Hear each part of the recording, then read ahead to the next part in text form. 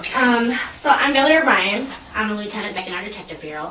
Obviously, it's been told to you that I was going to contact you. Someone was. I didn't know Okay. who or what, but I thank goodness, because I couldn't imagine that I was waiting, it's like, Right. somebody call. Okay. You know what I mean? So I guess you come in here voluntarily, Right. because this is under investigation. Right. So obviously, I need to find out from you, Right. from your perception, your side of things, what happened. Right, exactly. I've got to record it in here, Oh, that's just because fine. that's what we do for interviews, so Right. just so you know, it is Understood. recorded. Right. But we do that for, most people that we bring in here. Right. At any time you feel you want to get the heck out of here, you can get out, walk out, my feelings won't be hurt, okay? Okay. So I guess what I'm looking for is, first, do you have a driver's license? Just to fully Yeah. identify you. Oh, yeah. I recognize you by face, but No worries.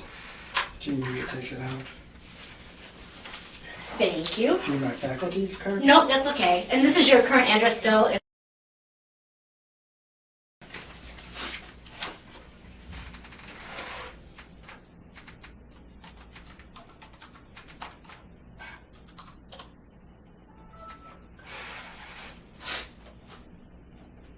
And then, do you have a cell phone that you prefer to be contacted, Yeah. as opposed to me, when I called the house, I didn't say where I was from? Oh, that's my wife's phone as well. Okay, all right. That's totally fine. I didn't know, so I Yeah. just, If my phone, if no one's there, my cell is.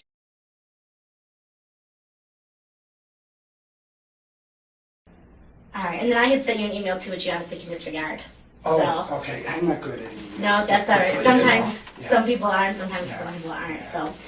Yeah. So the reason for the delay in me contacting you is because obviously you know the mandatory reporting protocols on campus. No? No. Okay. So basically what happens is that it sounds like there was a complaint made over at MSU Sports Medicine, Right. which triggers some mandatory reporting protocols. Right. So what happens is the Office for Inclusion is a mandatory reporter here to the police department. Okay. So they contacted me, Okay. at which time I had to wait for the person who was going to file the report to get back into town because they were out of town. Oh, okay. So I was able to meet with her today, Okay. which is why the delay, so I apologize Okay, for no that. worries. Okay. So obviously a little bit stressful for you Just because waiting and waiting. you're wondering. Right.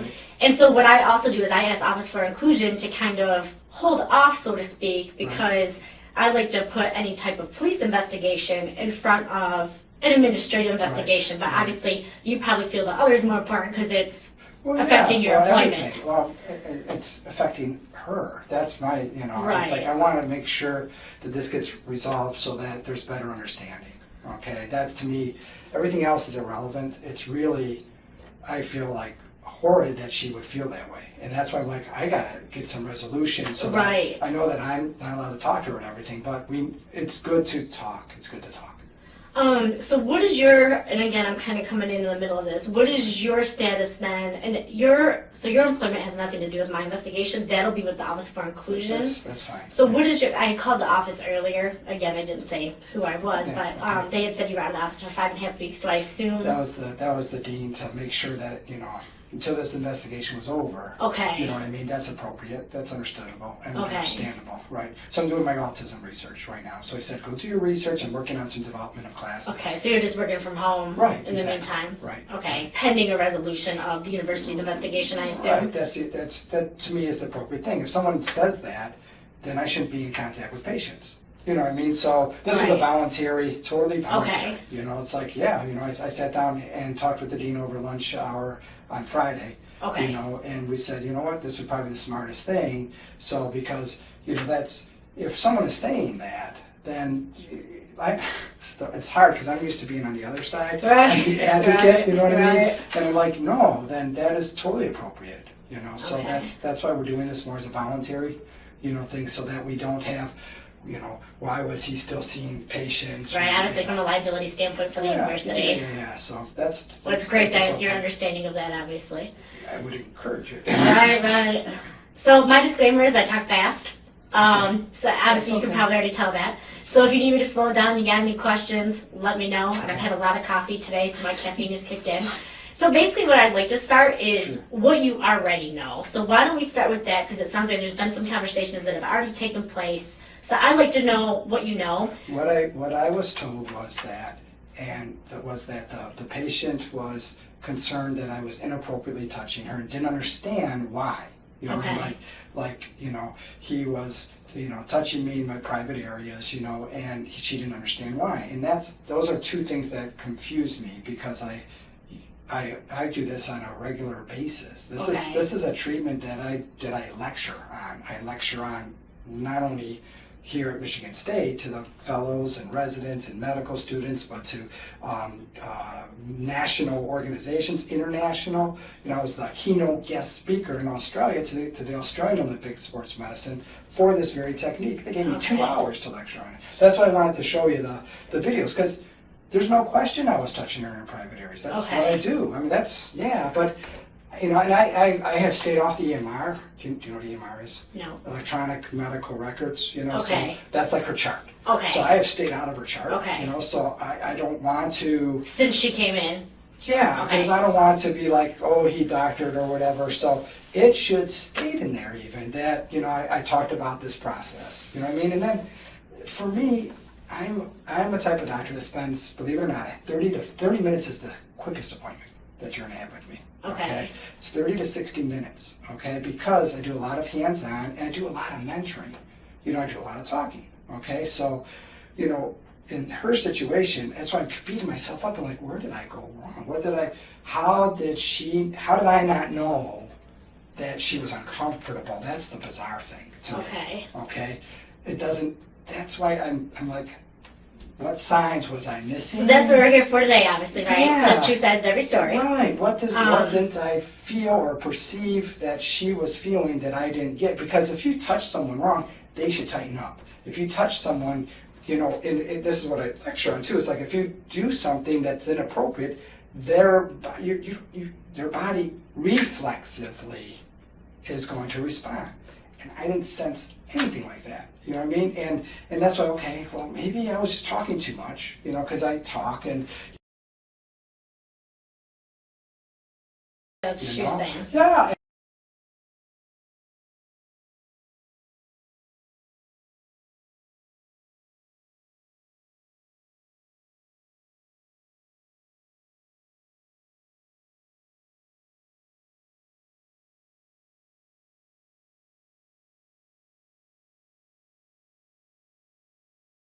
But and so I'm known for this. Right. I mean, you know what I mean? And her body, he picked me, okay, because that's my area, and I know how to. I can show you the stuff, but that's why I'm like, because I tell people the touch is a personal thing, but there's a difference between palpation and caressing. You know what I mean? There's a total different, like, I tell a story, this is a true story, about when I was dating in medical school. And the reason why I went to DO school was for the hands-on stuff. And it ended shortly thereafter because we'd be intimate together, and she'd say, "You're palpating again," because I'm like, "But I can fix this." You know what I mean? And so I was like, so I was more in tune, and that's how I've made my reputation, is very in tune to the person's body, okay? And that's what makes me the doctor that I am, okay? And so that's why I'm like, how the heck did I miss any signals? That's number one. Number two is also like, why, I don't get it. Why didn't she say something if she was feeling violated in any way, shape, and form?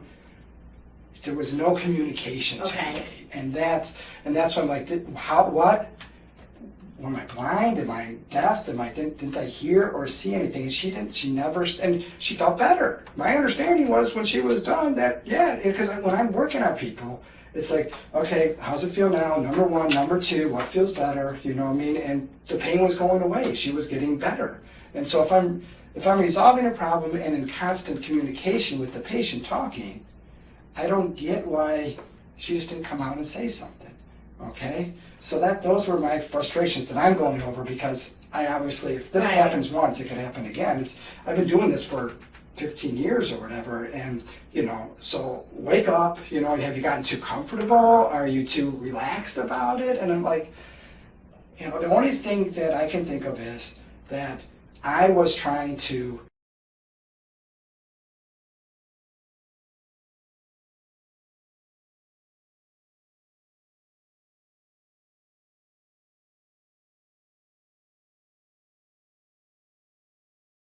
whatever, you know, and Okay. she was like, boom, boom. And we were talking about that, you know what I mean? Because what I try and do is gain confidence in the person, and then I help them, you know, because I always tell people there's physical injury and there's mental injury. Right. And so much of it is more mental, you know, and people, okay, Right, very true. okay, so if I can get to some of the causes of the pains, it's people, I get referred all the time, people have pain, that comes to me, their pain goes away. One of the biggest differences, I talk to them. Right. You know what I mean? And so I'm like, was I too involved talking to her? Or did I get into her space? Not this. No, I hear you. You see what I'm saying? And what I was told was that what made her call Dr. Kovan was, this is what Dr. Kovan said, was because I liked the picture on Instagram. And I liked the picture of her. She happened to be in the picture. Okay. Okay? And because I liked that picture, that's what made her call Jeff. And so I'm Dr. Kovan. And so I'm like, well, is it because she felt I was stalking her? I was trying to get into her space too much? You know what I mean? I said, you know, I right now, I couldn't even tell you what she looks like. Okay? I mean, like. But you know who we're referring to, obviously. I don't even know her first name. Okay. I just know, you know what I mean? Because. Family. Yeah, I know. You know, but honestly, right now, and that's why I'm staying on the EMR. I can't even recall her first name. Okay?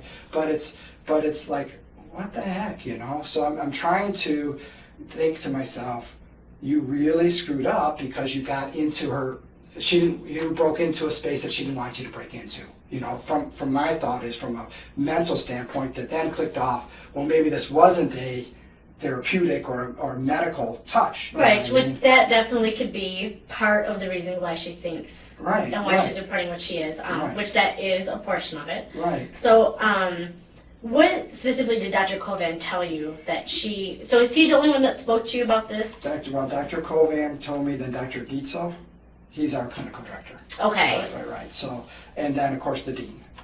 And did he tell both of them, or how did they find out? The dean found out through the university, and so then the dean called down Jeff on Friday, or Thursday, Friday, one of those days. And so then Jeff came into the office of the dean at 7:30 in the morning. So I think it was Friday. This past Friday? Right. Okay. Right. And then the dean called me down Friday afternoon. Okay. Okay. So Dr. Kovan was the one that first initially met with you. Right. So what did he say? And obviously there was the issue of the Instagram picture. What else did he tell you? That she felt violated, you know, that I was doing, like I touched her breast and that I moved her underwear out of the way, you know, and I'm like, yeah, you know, I do that all the time, you know. And he said that he tried to explain to her too that, because I've taught Jeff, Dr. Kovan, how to do this. Okay. Stuff, you know, so he was like, but he said, because she said, Jeff said also she didn't want to make a big deal out of it. But Jeff said, because you're talking to me, I will move this forward because that's what I have to do. Because that's right, you know what I mean? Right. So she didn't, according to Jeff, said she didn't want to make a big deal of it. She just wanted to let me know and, you know, to try and take care of it. You know what I mean? So, so Jeff moved it forward. You know, I assume, or did he tell you that when he contacted whoever, you know, he just moved. Okay, so he just told you he moved it forward. Right. So that's how it got moved forward. You know what I mean? But like at that time, he was like, I explained to her that Larry does this all the time, and there's, you know, that he knows what techniques, you know what I mean, that I do, and that is true. I mean, you know what I mean. That's why I brought the computer. I think if you see the videos that I educate people on, yeah, you know what I mean, that's what I do, you know what I mean, and I can, if someone has a rib problem, you know what I mean, I can fix their rib, but if I can't, a lot of times you can't use the shoulder, there's myofascial techniques, you know, I can fix their rib by having my hand on their bottom area, and I can fix their rib by, you know, from above, okay, there's just myofascial techniques, but it's medical, that's the problem, like, how did she not, so those would be some of the things we work through, right? So what may be helpful is if we start off with the videos. That way you can show me, and then what I'll probably have you do, if you don't mind, if they're not too long, and you can email them to me. Oh, I got Dropbox. Oh, perfect. Yeah, I made a Dropbox for the dean, you know what I mean? I can't get on. You know. But I can send you send me an email? Yep, I sent you an email. I can send you the link to the Dropbox? Yep, that'd be perfect. Okay. Yeah, they normally have our wireless pretty well locked down here. Oh, so. yeah, no, I can send it to you when I get home. Would it be under sports medicine? I have it in so many different areas because No, that's okay. Take your time. Australia. Okay, so this is what I was down in Australia doing the lecture, and it looks like I put a few in here. So this is what probably it looks like would be on the drop box, the majority of it. So let's go back in time. Okay, so this was like my first video that I ever made of this. It was made on a VHS tape. Oh, okay? Lord, yeah, we're going way back. Yeah, okay.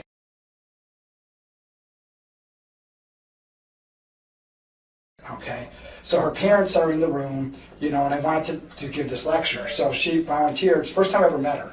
Okay, and she had see her chest movement, So that's her range of motion right now. Okay, so this is what I do. So she had physical therapy, 6 months of physical therapy. Okay, she'd been resting, and they're like, okay, let's go see this doctor in Lansing. They came. Okay. So I'm doing the palpation of this part, but let me just go forward here. But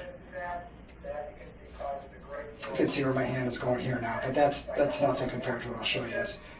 That's her strength there, okay, but right. Let me do this here. So I tested in different areas. So now she has pain there from this, but.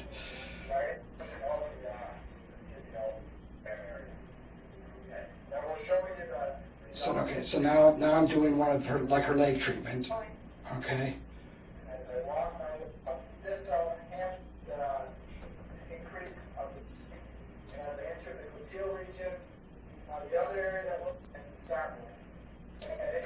Go. Anyways, and then I work her up. I gotta keep going. This is just the video of it. No, that's okay. So now look at the range of motion just from that. Okay. Remember, the range of motion was here. Yeah. Okay. And then I worked the fascia up the rest of her back. Okay. So she came in with a hamstring problem. Okay. But so where am I working? You see what I'm saying? I always tell people it's like from your ponytail to your big toe. Okay. Now for 6 months, and now look at this range of motion. One treatment. Okay. And that's where she couldn't get for 6 months. Okay. You start doing this, and it's without even stretching her.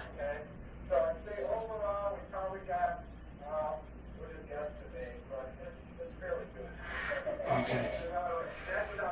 The voice is off, No, that's okay. But so you can see that it basically doubled her range of motion without even starting. Now I'm starting to do a little bit of stretching. That's the end point. You can tell when her body language is, So that was like, okay, back then. I was thinking I was treating like the operator internist. I was trying to figure it out. Okay, the way that I first started working in this area was a gymnast had a hamstring problem and said they weren't getting better, same type of situation, and she was guiding me. And she was like taking my hand, and I'm right in her vaginal area, and she said, that's it. And all of a sudden, with my hand there, her range of motion doubled. I'm like, what the frick did I just do? And so I did all this research, and that's how I became known for this, because I did all this research to try and figure it out. And I met with Dr. Greenman, who was he's passed away now, but he wrote the book on osteopathic manual medicine, principles of manual medicine. And he's like, I think you're doing more sacrotuberous and pelvic floor as opposed to operator internist, So anyways, so that's why this is like, okay, that was the beginning. You can see how long ago that is. Yeah. So, and this is what I made for the lecture. And I do these videos all the time and send them to, like, everyone leaves instead of paper. They do the video on their phone. Okay. Okay, like if I wanted to go see a therapist or a doctor in a different area. So these people came up from, here we go. So this is in my lecture that I give now. You can see this is in our new office and everything. Lotion, and this is for the myofascial release. Better quality, obviously, because. Does not have very good external rotation. She's got so with that hip like that, I don't want it to work. Now her parents are in the room, for this too, of course. I think her mom actually is holding the camera. Right where the ischial tuberosity. I'm trying to show it out. You can't really see it on the skeleton there, because, like I said, they were holding the camera, not. So I'm trying to avoid that. But then here. Coming up right through here with my counter pressure. Over to something like a second. Like this. Here, just something like the core. There you go. Yeah, it should be fine. Come on over. I want you to actually see so Jamie can see.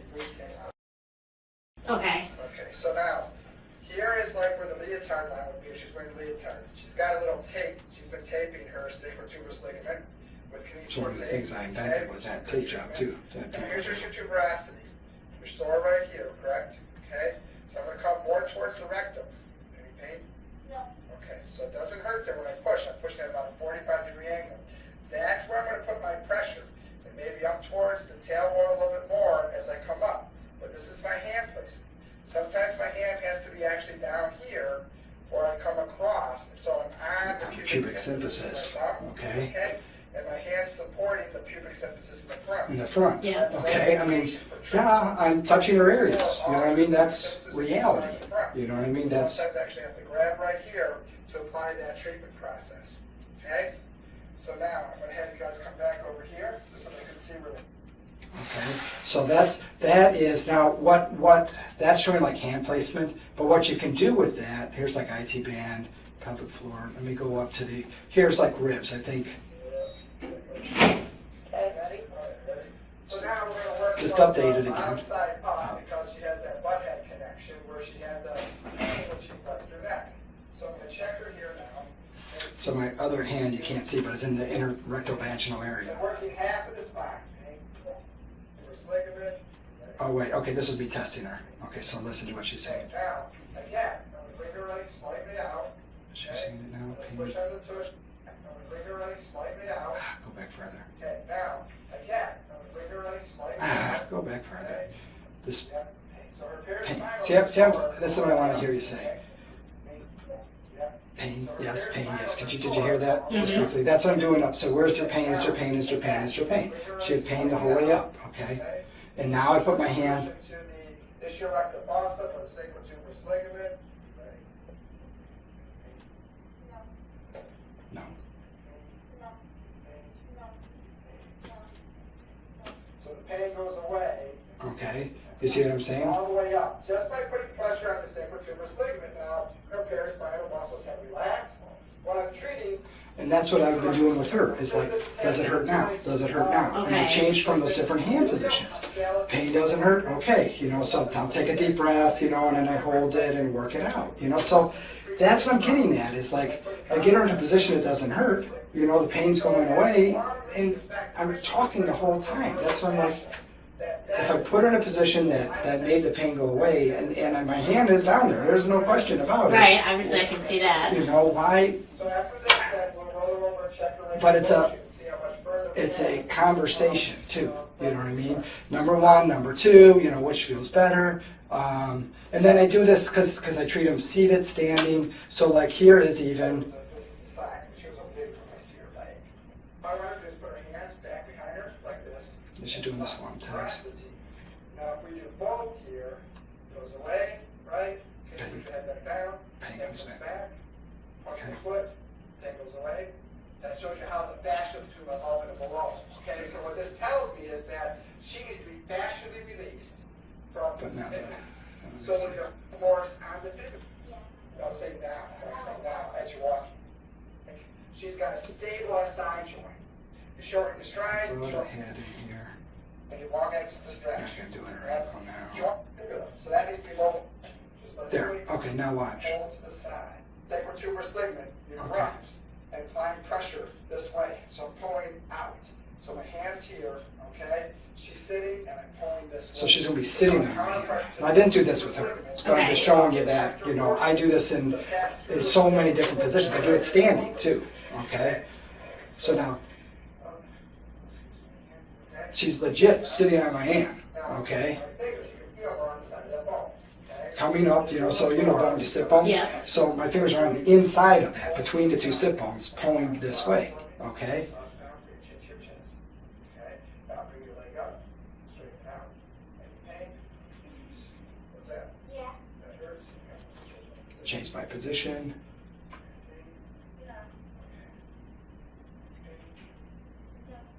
And the pain's gone, because I have to change the, Full flexion. okay? So that was painful, putting my hand there, changing it because of different vectors, forces is. So it takes the pain away, you know, then, okay, that tells me, okay, I need to do this, you know what I mean? So And then I actually send them home with exercises. That's what I was going to ask. So then what is... She sits on her hand and she does some exercises. So let's, and then standing, do I have the one in here? No, I bet you that's just in the actual,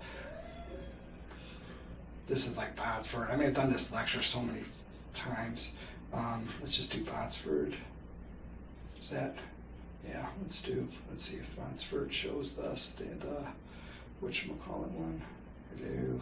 And then, so then do you tailor the exercises they need to do depending on positionally where... I have one patient asked to come in, and she comes up, and it's hers both sides, so she has to take both hands and push up, and it's the only, she's had pain for a year, okay? And since I've been showing her how to do it, she goes home, does it, and she's treating herself, and she's back to doing gymnastics now.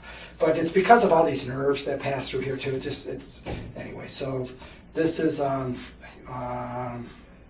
no, this is an older, the videos aren't connected. Go away. Sometimes when you convert them, I don't want, how about this one? I've been, updating them, and now it's like a PDF. This just shows the patterning of how through this ligament you go up and you affect the ribs, latissimus dorsi. This is all from where I found the research was in with Fleming. He did a lot of research on pregnant ladies. Okay, and so I used to joke that I took what they do on pregnant ladies and converted it to my athletes, because I work with gymnasts, dancers, and figure skaters. That's like 80%, 90% of all my patients. They're all hyperflexible. Right. What happens when you're pregnant? Relaxin comes out in your pelvis, and you get all these problems because of the pelvis relaxing to make room. So it's like, okay, that was, so the research that was done on pregnant ladies, with, following this all stuff, that's what Fleming's, it's in this textbook called Movement Stability and Low Back Pain, okay? And so we're trying to create stability. So it'll morph, it'll make sense to you as I go through it. But anyways, these are from his textbook, showing you how through that, this is not just me being crazy man, this is right. Textbooks, Nothing you pulled out of the air. Right, exactly, or in this case out of my ass, okay, if you want to put it. But do you see how that goes? It's like, it's through. And so when you're in, and this is showing how the sacrum rocks. I'm trying to lecture.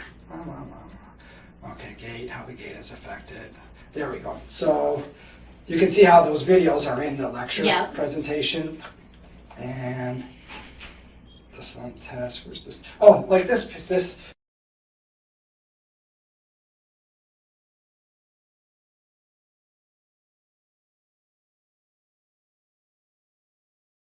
is at Bella Crowley's. This is when we finally got a table in the back room. Okay, and so she came in after 3-4 months of not being able to do her pose. Okay, and her coach was a chiropractor. Anyway, so I did this treatment on her, and that's her range of motion. 3 days working on her at the gymnastics camp at our National Team Training Center, doing those techniques that you saw, and that's her range of motion. After 3-4 months of not being able to raise her leg up, okay? So that's why it's very powerful. It makes huge differences, okay? This is like showing you a self-treatment. Okay, I teach them to pick a wedgie. Yeah. I'm like, pick your wedgie, get in there, pick your wedgie, and you need to pull and stretch, and I'm showing you, then like, okay, and then I'm just showing you that they do that, I teach them to do that themselves, okay? And you said you've taught the staff over there at Sports Medicine? Absolutely, yeah. I gave this lecture at our MSU conference, our MSU Sports Medicine conference, too. But, so here's standing. So this, obviously she has scoliosis, which gives you a lot of rib pain, okay? So she's not a gymnast. So anyway, so she comes in from, she's like graduated, she'll come in and just for this treatment for when her back is sore. Okay, but so I can treat scoliosis because of the ribs, standing. So I treat this standing, seated, and this is showing like, okay, standing, you can do it this way, So and then taping it. Okay, there's different tape jobs, and you literally come into the ischial-rectal fossa with the tape job. Okay, to use kinesio tape. This is one of our. Sacrotuberous ligament runs from the coccyx down to the ischiotuberatus. You would actually start, because I would start this up. And when you do this, you want to make sure that you stay off of the rectal area, and of course they lateral to the labia. If you get too close to the rectal area, of course they can get more skin irritation. Okay, so I mean, you're coming right where Right, this. Okay, yeah. I mean, I'm not saying I didn't touch her there. I purposefully touched her there. Okay, that's the. You know, so this was all like sacral tuberous, and over time, and yeah, I'll just go. You can see how you can put different layers there, you At know. the same But time, keep that's that skin smooth. What you do not want to do is create a fold of you skin. know. So you can see how I talk with my hands. I'm always Yeah, I'm the same way. okay. Yeah. You know, I mean, even on the patient's body, you know. So as I'm talking with her, trying to describe things, I don't know. You know, I see so many people, I don't know. But what I do know is that I've been doing this for so many decades, you know, not decades, but since like 1997. Okay. You know, like, why now? What happened, you know? And then, so that's where I switch over. And as I move over years, you don't just, you create, you still keep doing things, you know what I mean? And so where is the, you'll get a kick out of this. I'm not a kick, but this is my leotard. Okay, this is, let's see, it is July 25th, This is my 2013. We are in the process of the first prototype. So I'm trying to put it into a leotard. Yeah. Okay, okay. Cross, turn around. So these were like, So we have an axis. this was the very first, but you can see how. So we have the wider. And then I've got pictures of all this too as I've been developing it. Because now Under Armour is our sponsor. Okay. Under Armour makes core shorts, and so this is like a core. So we have Under Armour and One on one side, one on the other side, creating a V. to try and lift. Overlap, so it's a smooth togetherness there. And then we lift, and lift, and lift. That's going to help keep the tummy tight. This would act to hold down the straps, okay? And then let your arms fall. So this was our first demo of it. But you can see how it comes up, you know, to lift and shift. And it basically, it's like, I mean, I'm literally trying to design how do I put my hands on the leotard? You know what I mean? Like, so that they can wear it and have the same type of biomechanical support, you know? So we have Jim Kin. I've met with the people at Jim Kin, and since Under Armour's our new sponsor, I thought this would be a great project for the two to work together. Okay, so I think on the Dropbox there's actually more pictures of that. Okay. But I need to get to the other. So what I've gone from is from operator internist to sacrotuberous to going into more. No, it's not there. Transfer. There. Video lectures, USAG PowerPoints. Pelvic floor work is what I'm trying to find that lecture. It's in the gymnastics injuries. I might, this is the latest, I guess you could say. Core lectures. Did I put it in core lectures? Straighten into core, back, core. Okay, let me grab it. No, that's all right. Is that okay? I'm sorry, I'm not taking too much here. Nope, that's what I'm here for. Okay. And that's what we're here for, is figure out exactly what happened so we can take all the time we need. So are you sort of seeing, I mean, this is literally like, gosh, I wonder if those are on there too. Like the Romanian National, Romania for Gymnastics, okay? Their trainer, I just made up videos for them. Where are those? Let's go here. I know they're on the Dropbox too, but videos. Let's go to this external hard drive. I should have just put them all into. Well, you didn't know I was calling you this Sorry. evening, so it's not like you had time to prepare, really. Anything, right. But you knew at some point I was calling, but. Right. Videos for lectures. Hip evaluation, USAG PowerPoints. Is it underneath? Sacrotuberous, but where's the floor? I bet you it's just underneath my lectures. So I make lecture. I mean, that's what I do. You know, I have all these videos that I do. They all go to the people so that they know what they're doing when they go home. You know. Let's go here. 2 lectures. Transfer. Lectures. So this was the most recent lecture, and it would be on PE, pelvis, pelvic floor. All right.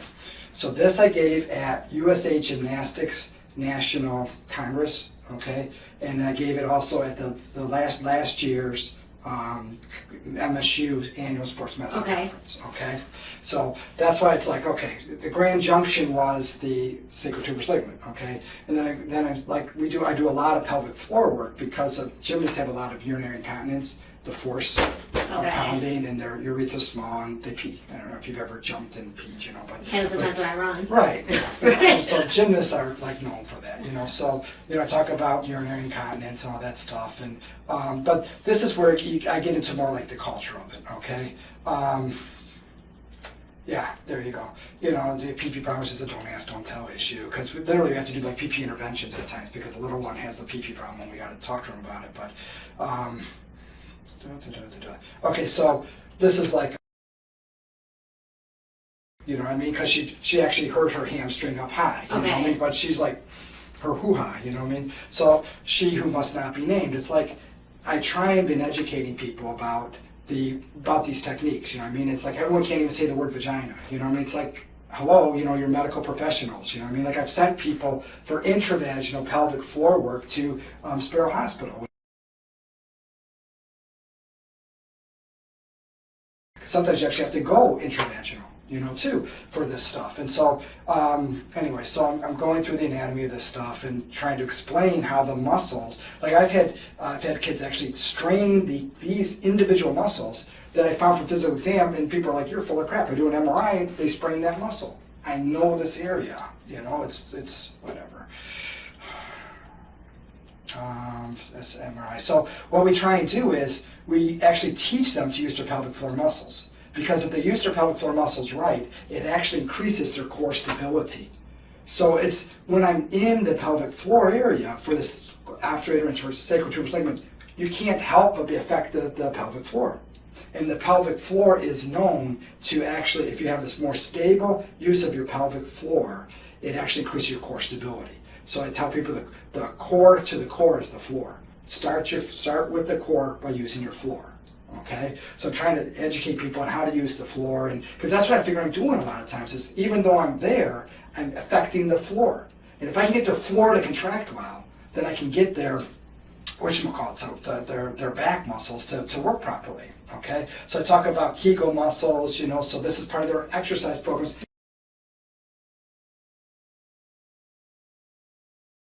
You know what I mean? So that's why it's a little bit different. For my athletes that I've done this time, they would have had these home exercise programs, okay? Okay, literally. Okay, I see athletes, okay? The only way I see a non-athlete is as someone saying, will you do this? Okay. You know what I mean? So it's like, yes, you know, and then talk about jumping anyway. So these are like trigger points, you know, areas that are mapped out, you know, on the body and stuff. But there's I call it the butt prof, the lift and shift, you know, kinesio tape. But there's another one. Oh man, pediatrics, pelvic floor. So then you just know.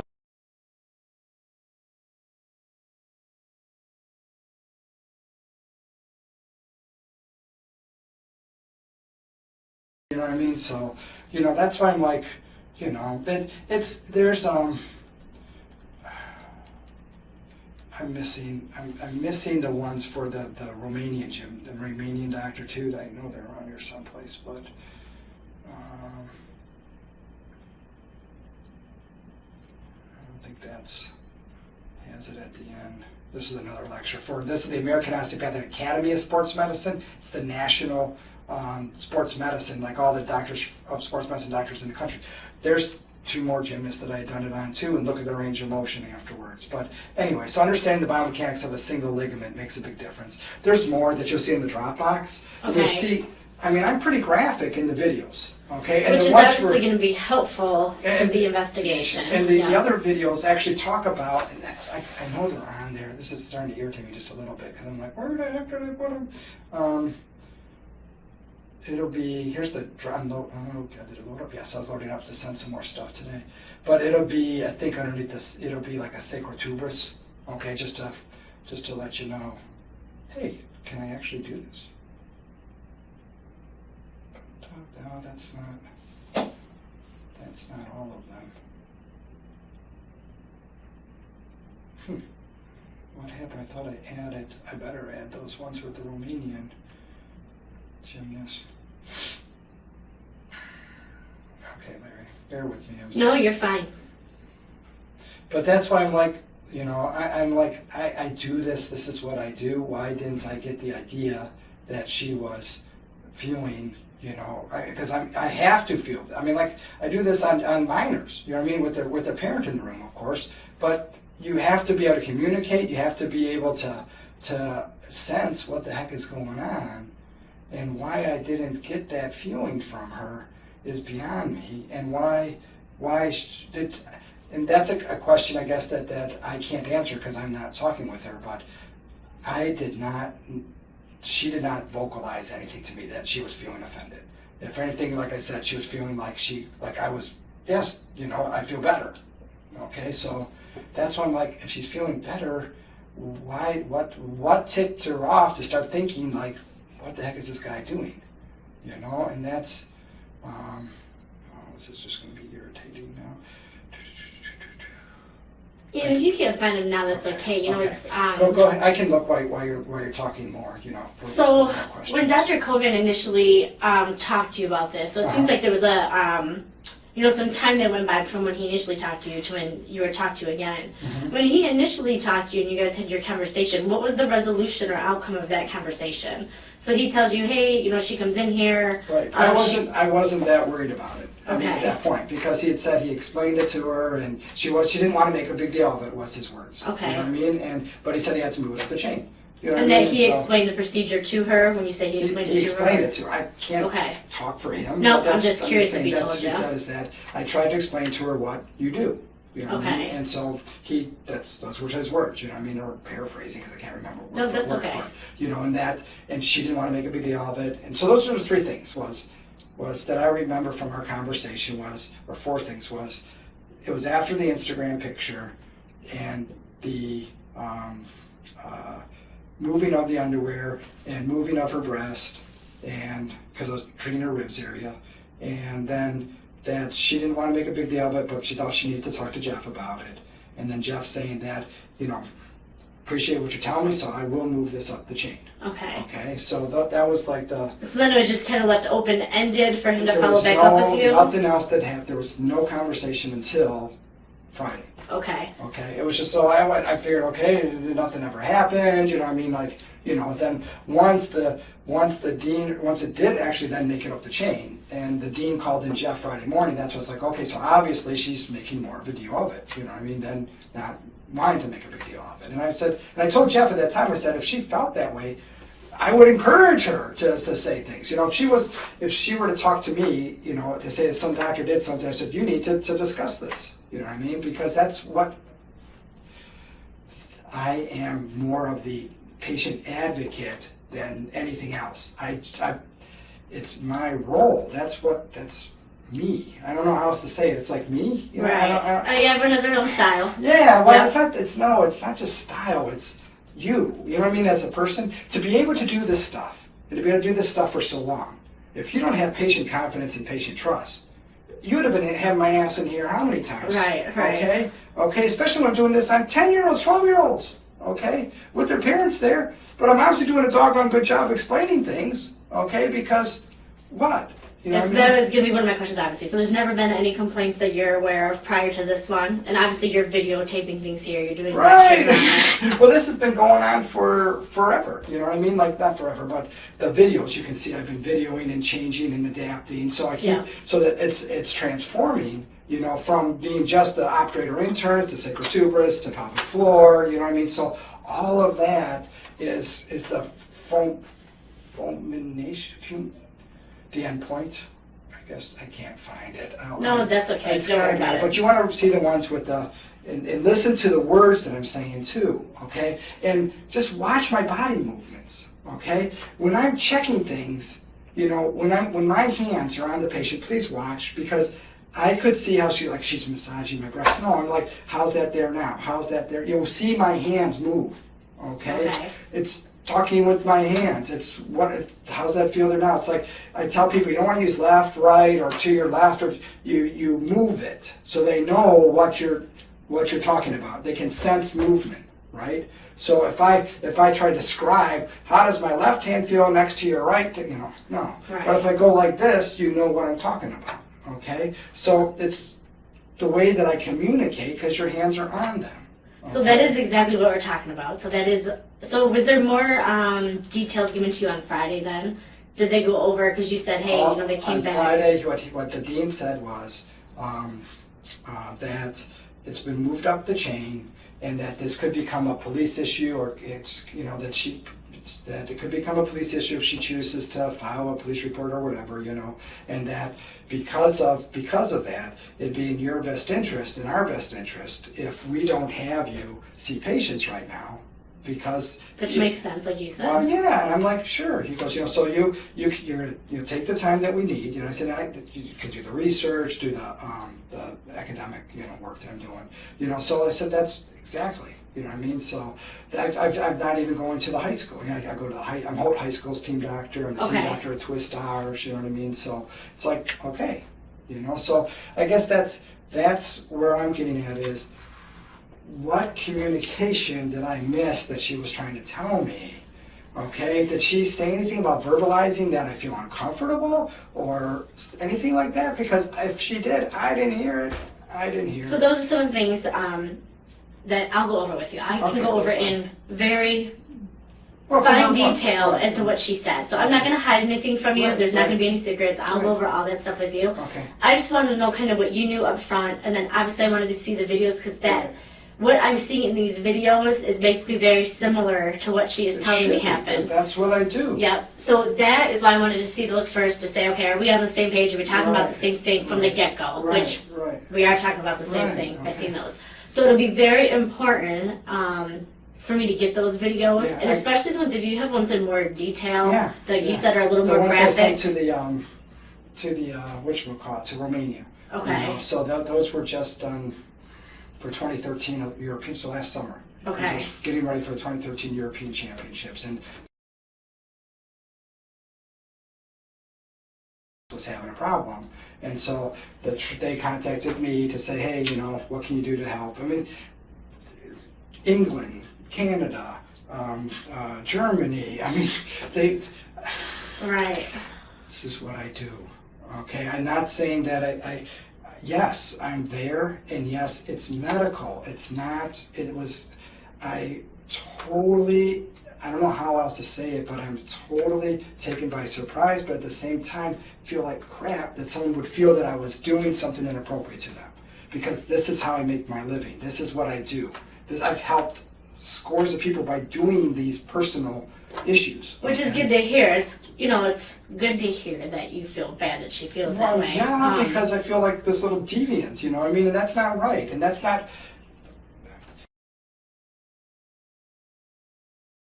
Okay? I mean, that's reality. Okay? That's who I am. Okay? That's why I'm like, of all the freaking people, I'm the only guy even allowed in with the national team. Okay? It's all our females. Okay? But because of who I am, it's the trust. If I did something wrong, do you know how quickly that would spread like wildfire across? I'd be out. Right. It's my 27th year with the team, you know what I mean, or whatever, since 1986. I've been with the national team, and I'm telling you, those kids, it would go boom, chuck, boom, chuck, boom, chuck, chuck. You know what I mean? Like, no question about it. Okay? And that's what I'm saying is that there has to be a way that a person's able to disconnect. Okay? If you don't disconnect, then you're screwed. You know what I mean? You got to be able to disconnect, because that's what I'm saying is that when you're in that area, you have to be palpating. You have to be doing therapeutic touch, not any other touch, because that sensations can be relayed through your hands. Persons can tell. You know what I mean? And it's like, how did I miss that signal that she felt that I was doing it inappropriately?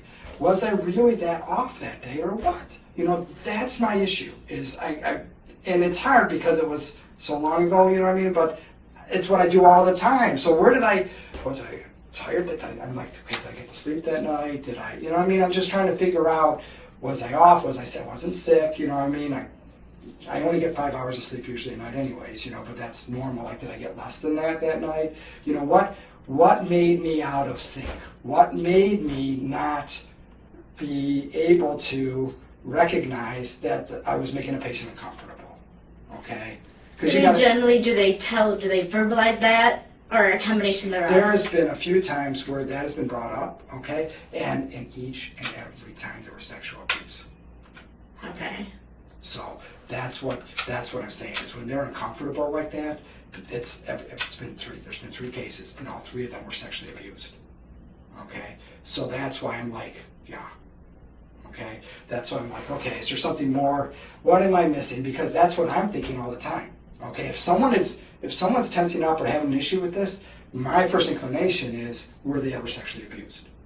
Okay, so that's what I've had conversations with people about, you know what I mean? And now I'm the one on the other, that's what I'm saying, is I'm the one on the other side of the table now, you know? It's right. Like, so I'm like, how did I, if say if for God help me, she's never been, you know, sexually abused, but say if she was, that's my job. Why would I miss that? Because then it's my job to bring help to that. You see what I'm saying? So where am I losing it that if she, God forbid, had been, that I would have missed that cue? Because then it's like, okay, boom, chaka, boom, whole another period of like, it's time to have some psychiatric intervention. Right. You know what I mean? So that's why I'm like, 3 times. Okay? And so that's, though there's been other than that, and each one of them were in the past sexually abused. You know, and so, but I'm the one who brings it up. Right. Okay? Right. You know, she's way uncomfortable for what I'm doing. You know, without them even having to verbalize. Okay? Because obviously, you can feel a change in their body. Yeah, okay, it's like, that's not right. There's something wrong here. You know what I mean? And so then I talk to, each time it was with a minor. You know, then I talk to the parent. And I'm saying, you know, what's going on here? You know, and then I find out what's going on. Okay? So you obviously talked to, it sounds like,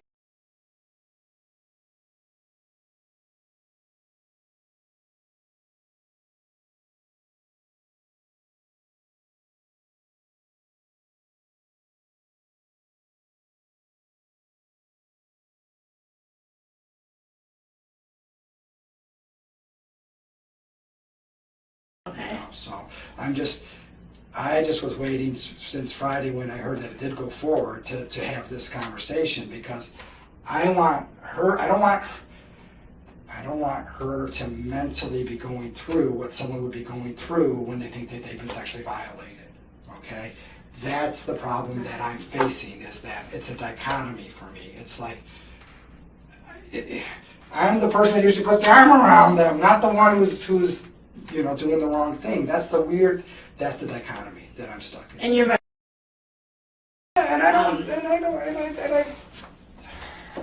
So that's what she filed the report for. So right now what the report is titled, just so you know, is a sexual assault. Right. Because that is, like you said, that is how she's feeling. That is what she thinks happened. That's her perception of things.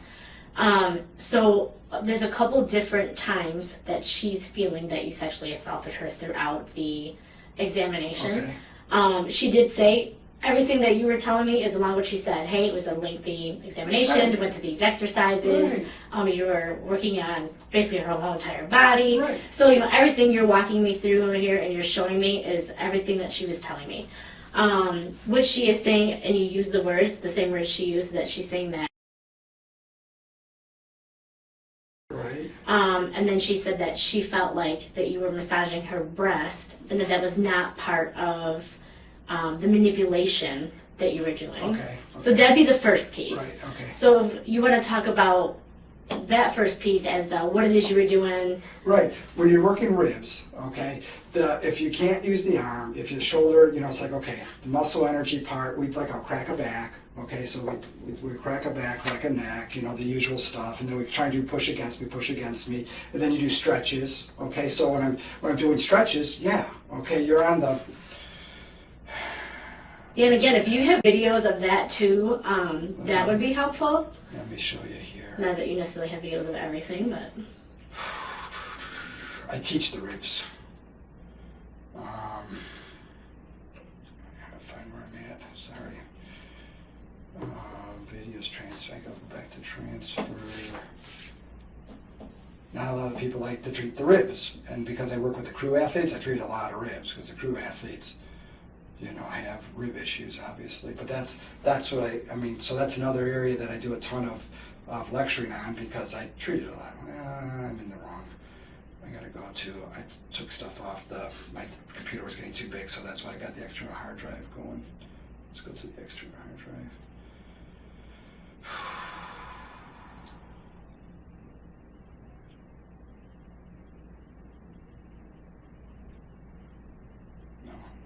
Go up to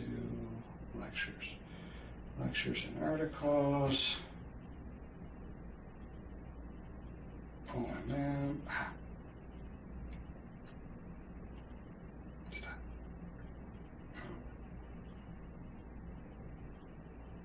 Stop. Lots of lectures. All right. OMM, ATC, for example. Ribs, ATC, rough copy. Let's see if that's.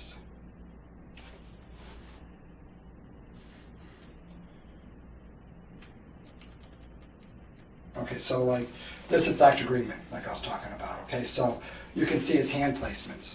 Okay, so what I tell people is when you're working on the ribs. Okay, I don't like to stand on the side. I do it sideline. Okay, I'll be at their head or I do it sideline. Okay, and I tell people don't come in this way. That's offensive. Come in this way. Okay, if you come in over their head, that's offensive. You know what I mean? It's just the way that I talk about it. So I actually come off from the side. Okay, and then I'll turn their head and do some work that way with it. But that to me is a lot. When you come at someone this way, that's more offensive. Seems assaultive. Right, exactly. And that's why I'm like, I lecture to people about how you try and you come across from the sides, and then when you sideline them, you can do it sideline sitting, like showing prone. But it's the rib cage. You know what I mean? You're going to be on the chest wall. You move the breast down. You move the breast down to get down to the wall. Okay? It's like giving someone a mammogram almost. Okay? And when you do the myofascial, let me see if I've got the. Oh, don't save. So while you're doing this, are you explaining? I mean, I always do. Okay. Because I have to know if it's making them feel better. That's why I'm like, is that bad? Because if that doesn't work, I'm going to change my hand position. If that doesn't work, it has to be a conversation. I'm not omnipotent. You know what I mean? It's like, and that's why I'm like, I don't understand why she just didn't say, I don't understand what you're doing. Or anything along those lines. It's like, really? So she did say, while you were working on her, that you did say, does this feel better? Yes. And that you were going on with that. What her perception is that you weren't explaining what you were going to do beforehand, so she didn't know what was coming. But that she was very well aware that while you were doing that, you were saying, how does this feel? Does this feel better? And that she was answering, right. Either yes or no. No, right. So again. Because I can't remember, but I do this on all my patients. If you do the same thing every time, right. Yep. You know what I mean? Then I'm like, okay, if I was treating ribs. Police work, we have to do the same thing, do it the same way every time. And then you don't screw up, you know what I mean? So that's why I'm like, so where did she? I don't know if you can tell me that, but did she ever say anything to me? Yes, I can tell you everything. I've got no problem telling you. Did she say something like, I feel offended, or what are you doing, or can you explain it to me better, and I blew her off? So what she's saying is that while you were, what she said in her words is massaging her breast, what she said is that at some point she tells you, okay, you don't need to work on my shoulder anymore. Okay. I don't need to work on my shoulder. It had like longer term issues, and I need more work than that. Do you remember that at all? I don't remember, honestly. Okay. But so that I stopped working on her shoulder, or what did I do? Yes. Okay. So she said stop working on her shoulder. I stopped working on her shoulder. Okay. Yeah. So I didn't do anything against her wishes. I mean, right? She said to stop, I stopped. Okay. So what she feels, and again, this is her perception and what she Okay. feels, and you're showing me videos, you're explaining everything Right. too, which makes sense what I'm seeing here Right. too. What she's saying is that, initially your hand was up, kind of on Right. her top shoulder area and Right. slightly on the top of her breast, Right. and then moved down To again, the like wrist. Right. to, and what she calls is like a full frontal on top of her breast, and that you're massaging her breast. So, Okay, go nope. ahead. It's okay, I understand her perception. Yeah, and so- You can obviously see how she could feel that way. And when we do myofascial, too, you are having her breathe, take a deep breath, exhale, and you're doing that, okay? I mean, as they're breathing, you're doing that motion to try and stretch the fascia, okay? Go ahead, I'm sorry. No, you're perfectly fine. It's good for you to talk a lot, right? Because then it's more for me to know. So I'm not going to stop you from talking. I prefer you talk more than less. So you're not going to hurt my feelings. Right. So what her perception is that she didn't know that was going to be done, Okay. but that there was the communication throughout that, Okay. hey, how does this feel? Does Right. this feel better? Does this not feel better? And then she said she got to a point where she felt uncomfortable and she thought that it was inappropriate, Okay. and went to the line of being from a medical manipulation okay. to being inappropriate, at which time that she had said, hey, I think you've worked on my shoulder enough. Yeah, I don't okay. need you to work on my shoulder enough. Okay. And again, I know you see a lot of patients. I just don't know if, you remember anything specific to that or her That's saying what I'm saying. that. That's what I was wondering. But at least I would do if someone says, okay, I think you've done enough. I stop. Right, which is what she said you did. Right. So okay, go ahead. Go ahead. So that's the first piece of it. Uh-huh. Then she says in the first video that you show me where she's flat on her stomach. Right. And then what she says, again, just like you're showing me and you're explaining to me, is that your hand had went in between her butt cheeks. Right. And then she said that had went more towards her vagina and the vagina hole. Well, not. That's the way she's explaining it to me. So, Okay. and again, I'm not using medical terms, I'm using her That's terms, okay. right? That's okay. So what she says that your fingers went by her vagina hole, Right. and that she felt again that was a massaging Right. Okay. nature, and that she felt that had went on for too long, and that you hadn't explained it to her prior to you doing it. So it was unexpected to her that she didn't know that was coming. And then when you were doing it, that she felt like it was not. Was I talking to her during the time though, like I normally So do? she says, yes, again, that how does this feel? Does Right, this feel better? right. And she says that initially she says, yes, it Yes. does feel better. So you continue. Right. And then she says that at some point that she says that she felt that it was hurting. So she says, hey, that hurts. Can you stop? And then you said you stopped at that time again. Okay. That's what I was saying. It's an interaction, and I don't know how to say this, but that would be appropriate. It's like, you're working on them, and you're trying to and trying to do the work. You need that feedback from the patient. And I'm getting the feedback, and I'm Right. responsive to the feedback, and I'm talking my way through it, as she said I was. You know what I mean? And so, I might have, I haven't been on the records, but that was my second, third, I don't know, I had seen her before, I know that. Okay. So that it might be in the note from before that I explained to her.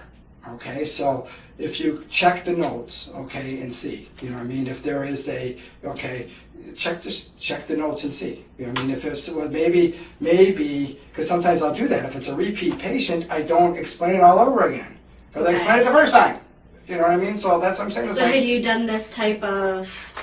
I don't know if I did it on her the first time or not, okay? What I'm saying is that if that was in my treatment plan, you know what I mean, like, okay, this is what we're going to do when you come in, this is the process or whatever. I might have explained it to her the first visit. Now make the appointment and come in, you know what I mean, and we'll do the work the second time. So it might have been like, the first time's an initial eval, I might like, okay, this is where I probably will go with this, and I would have explained things in the first visit about what we're going to do the next visit, okay? So that's when it's a follow-up. I usually don't explain as much because I think I explained a lot, and I just get to work and I talk through it. So that would be part of the documented medical record. Okay. Okay. How, your office, how would she go about signing release to get those medical records to turn over to me, or how would that, Yeah. is that how you get your normal procedures over there? Yeah. It's the release because of HIPAA. Yeah, right. Obviously, I would need a search warrant for that stuff. So, Right. if She can she just were get to, copies of the records, you know. okay, Yeah, and so, you know, and then, because I don't want to be on there, you know what I mean? So, you know, whatever's there is there, okay? So, whatever, okay? So that's what I'm saying is that it would have been, if I explain stuff, a lot of times I'll explain it in the first visit, okay? But from now on, I'll tell you what, this whole thing is getting changed because I cannot have anyone leave feeling that way again. You know what I mean? That's the bottom line. You know what I mean? So right, which is why you're here today, obviously. Exactly, because right. There's no way. So, I mean, lots of things have to change to protect myself from having that, you know, happen again. You know what I mean? And also the patient from feeling that way. But it's like, okay, you know, what can we do? You know, da-da-da-da-da-da. So it's like I've already been talking with Dr. Kovan and Dr. Dietzel, you know, like, okay, you know, we need to do this, we need to do that. We're talking about policy changes, you know what I mean? So that, because we all go in the rooms by ourselves. You know, my wife is at So that was the Alliance, you know what I mean? One of She my says questions. she gets sometimes her exam done with just the doctor in the room, you know? So that can be one of my questions, because she had said that there was a resident in the room for Usually a fair residents or amount. medical students or, right, that or a fellow, you know, there's a bunch of people that rotate through. Okay, so then does the resident, and again, just because I don't know your guys' procedure, Right. does the resident normally stay in the room the whole time, or they come It and depends on when go? the next, because they usually go in first, you know what I mean? So I don't know if that resident went in first on that, it's been a while, but the resident will usually start, report, you know, or it depends on where we are. Like if I go in the room with the resident, then I'll go through stuff, and then if the next patient comes, I send the resident to the next patient, because that's part of they have to do an eval and then report to you what they saw and all that stuff, you know. So then if I will be in the room, either the resident goes in first and I join the resident, and then we work, and then the resident, if the next patient comes, the resident can go to the next room, you know, so that we keep the traffic flow going. So Okay. that would be the process of normal routine. It would be because I only have 2 rooms, and if I hear the patient gets put in the room next to us, I'm like, go check if the patient's ready, go start seeing the patient, you know, and it depends on where that resident is, because the residents learn. I teach some of the residents, if they're DOs that do manual medicine, some of these techniques, like put your hand here, do that, you know what I mean? And then I say, okay, you know, go to the next room. If you're ready, you can, you know, so it's like see one, do one, teach one type deal. You know? So, you know, it depends on which resident it is, you know, as to where they are in the rotation and training. But yeah, the resident could have actually done some of this. So do you remember in this specific incident, like when the resident left, or was it in there? I don't remember, you know, but if there was a resident, that would be and Dr. Kovan actually, not just said that, Dr. Kovan did bring up that the resident left, that there was a resident, the resident left the room, okay? So if the resident left the room, it was to go see another patient. Okay. Okay, but that would have been the only reason why the resident would have left the room, was to let a new patient come in. You know, so that's, again, that would make sense because that's what I always do. That's a standard procedure. Okay, so obviously that's one of her concerns too, is that, you know, she felt comfortable while the resident was in there, because obviously there's 2 people in there. The resident was a female at the time. And then she said that when this occurred, the resident was no longer in the room, and she didn't know, obviously, you know, what the intention of that was, because then that's when these manipulations were taking place. Yeah, so it depends on when that resident was in their rotation. Okay, so that's what I'm saying, is a lot of times I will, if they're DOs and they've got a manual medicine hint, they'll actually, or tint, whatever, desire, you know, they'll learn this stuff.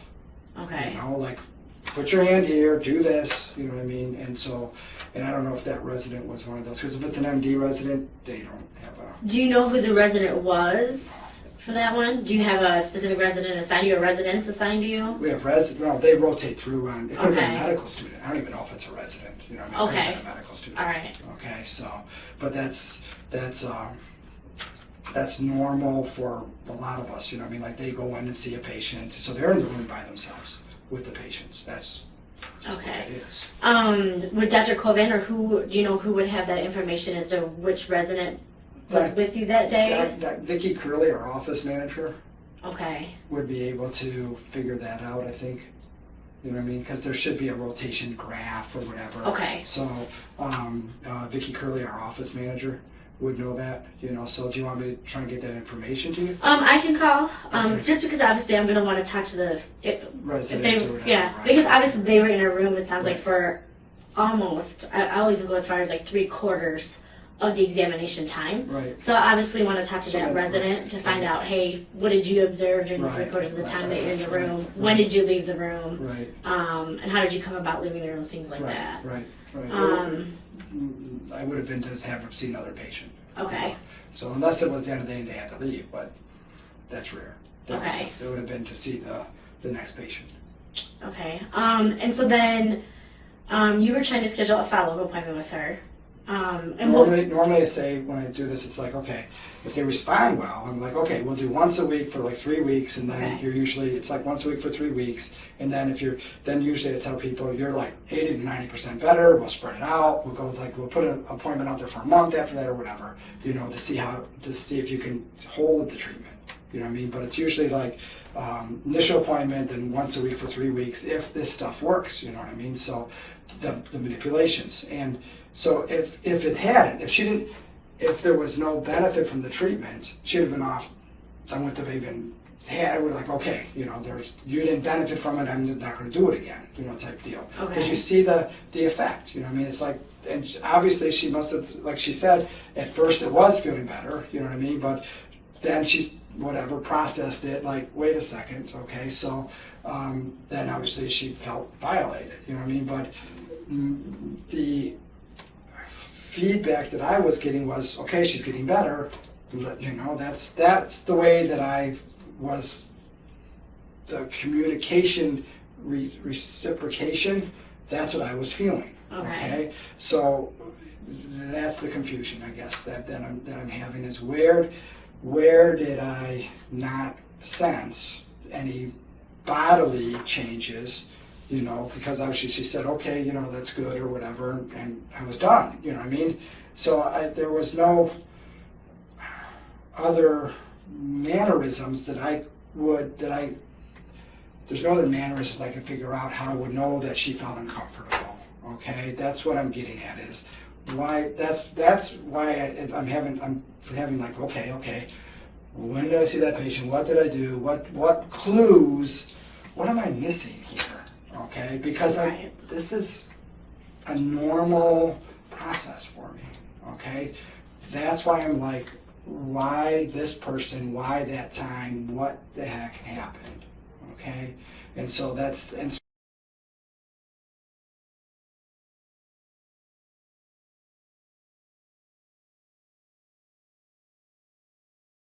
Right.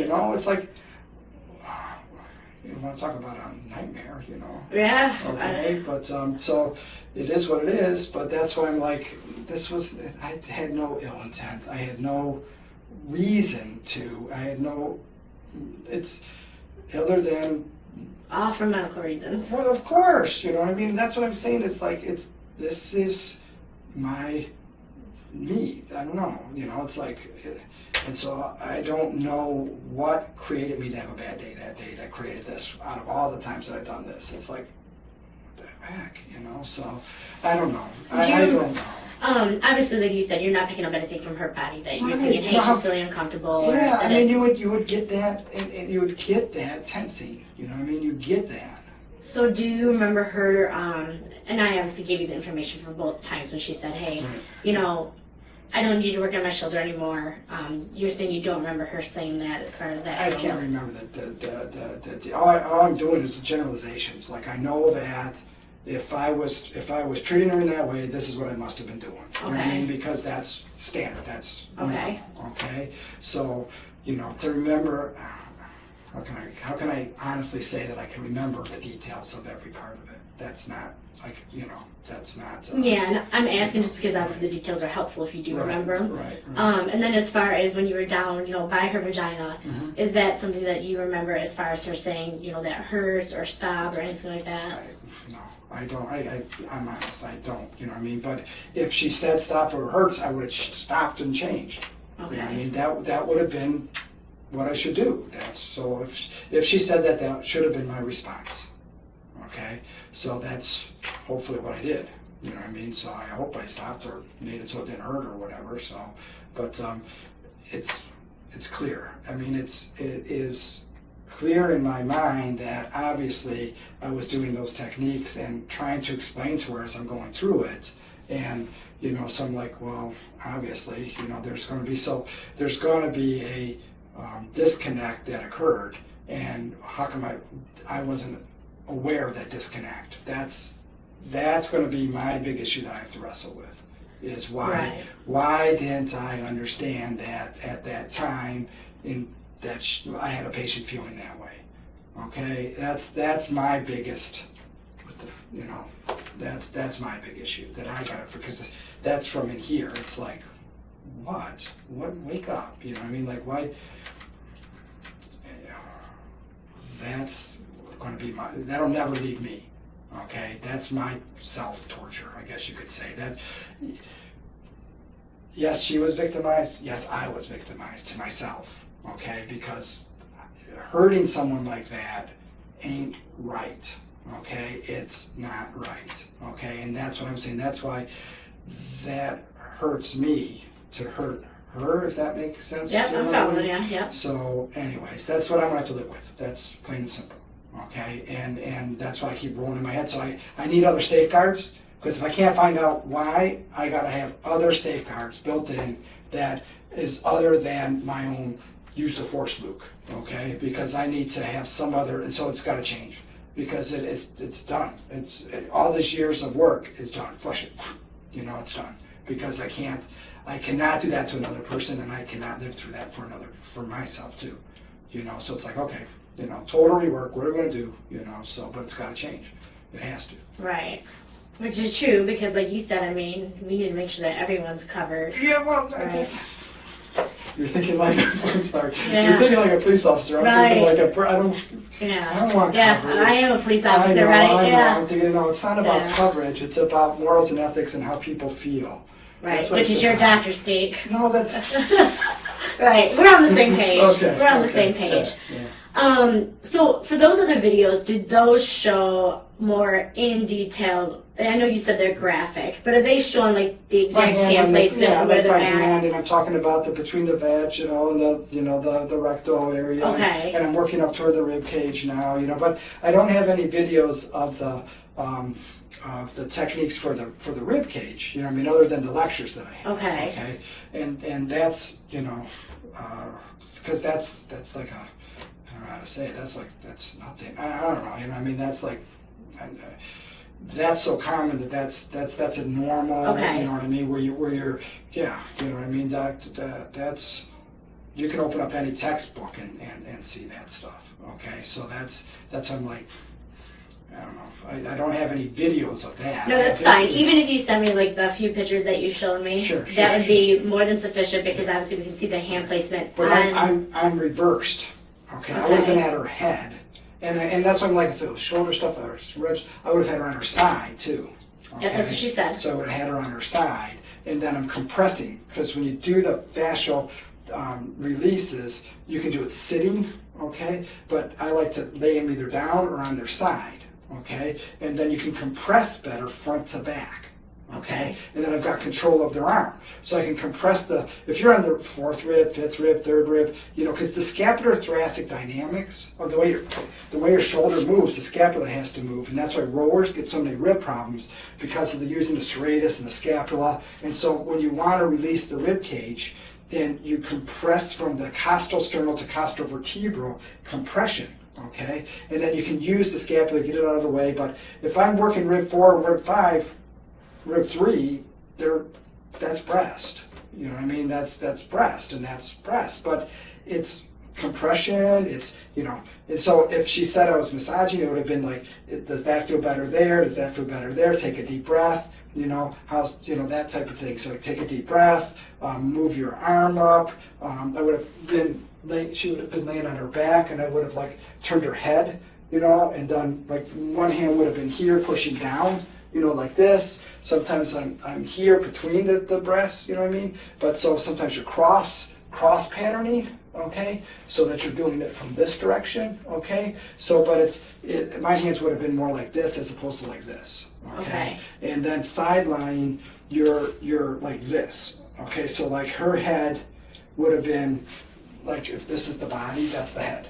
Okay. So I would have been like this, okay, with my hands on, so that my thumbs, so like your thumbs connect from the costosternal to mid-axillary line to costovertebral, then you compress the rib, and as they breathe, then the rib you're able to release. It's called a release. It's releasing the rib. Okay, so if I did sideline techniques, that's my sideline techniques. Okay, if it's supine, it's supine. Okay, supine, laying on their back. Yeah. And sometimes you go from prone to supine to seated. You got all these different ways to treat them. That's why I'm like, it could have been any one of those, positions, but that's the positions I would have used for those rib techniques. And again, if she felt offended, I'm like, why didn't I sense that? And that's my burden. But anyway, so I guess. So it seems like you obviously have, which is great, you have a very set routine that you go through with every patient. Is there any reason you can think of why you wouldn't have walked her through the steps as to what was coming up next or what you're going to do? Other than if I thought I had explained it to her at the visit before, because this was a follow-up visit. Okay, that would have been the only reason why. Would have been if I thought I had explained things to her at the visit before. Okay. Instead of having to. So that's why then I'm just going through it because I've already explained what I'm going to do. You know what I mean? So does that make any sense? Yeah. So she had said that she.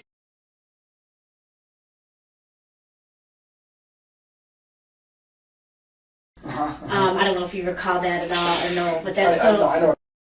Yeah, so she had said it showed, like, in one of the videos you showed me, it looks like there was some butt palpitations. Right. So that's what she was in there for before, was that. And she says she remembers leaving and telling, like, people on her team that. And they kind of talked about that. Right. So that's when she was in there. So. But she was there before. On a different occasion? I think the time before, or was that the only time? I can't remember unless they pull it up. But I thought that was a follow-up. One other time? Yeah.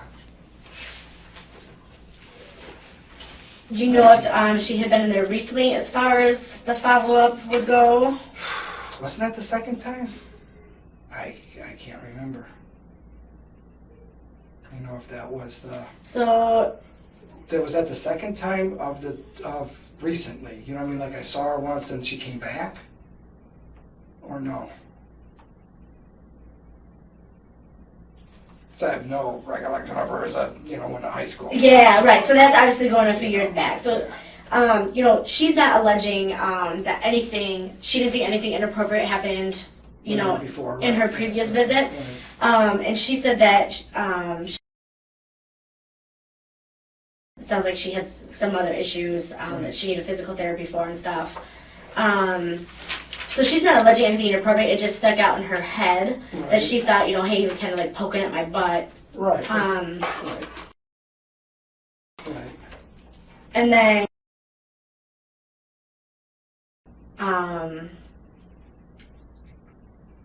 and that's when.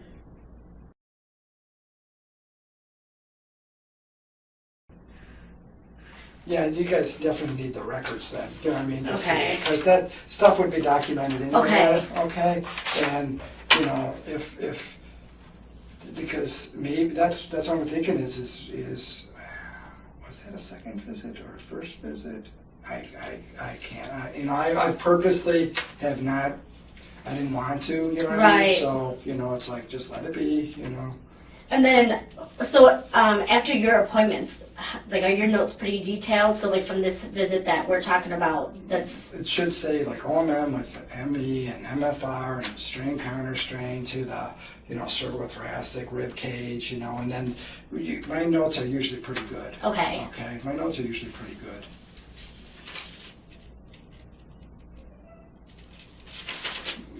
So myofascial release. Strain, counter strain, that's this positioning stuff too. Okay. So that's HVLA is cracking the back. Okay, so if you see HVLA in the note, that's high velocity, low amplitude. Okay, so HVLA is like a cracking. Okay. ME is muscle energy. All right, hang on. I'm sorry, yeah. HVLA right. Yep. is cracking the back. That's high velocity, low amplitude. Okay. ME is muscle energy. That's where again, it's like working with the patient. Okay, push here. Okay.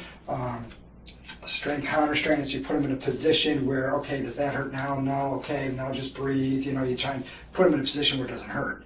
And I always say myofascial release you combine with the strain counter strain so that as they're breathing, you're releasing, you're following it, you're moving further because you're getting a release. So as they breathe, and as okay, if I'm here to start, I'm going to get more release. So you go farther and farther. Okay, I restored length. I've gotten down to another rib. You know, I mean, you're following the pattern. Okay, so it's like I've been called the body whisperer. You know, it's like you feel it. You know, and most of the time my eyes are closed. Okay, because I'm doing like I'm doing right now. You know, I mean, like I'm feeling it. You know, and that people say I do that when I lecture too. I close my eyes. Well, you've done it in here. I've noticed, right? Yeah. You know what I'm just saying. That's the way, because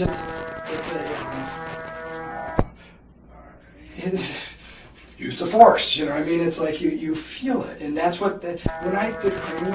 Okay, cranial is where like you put your hands on the head. Okay, and you're trying to feel the cranial bones move. I mean, go figure. Okay, and when I was a student, I took.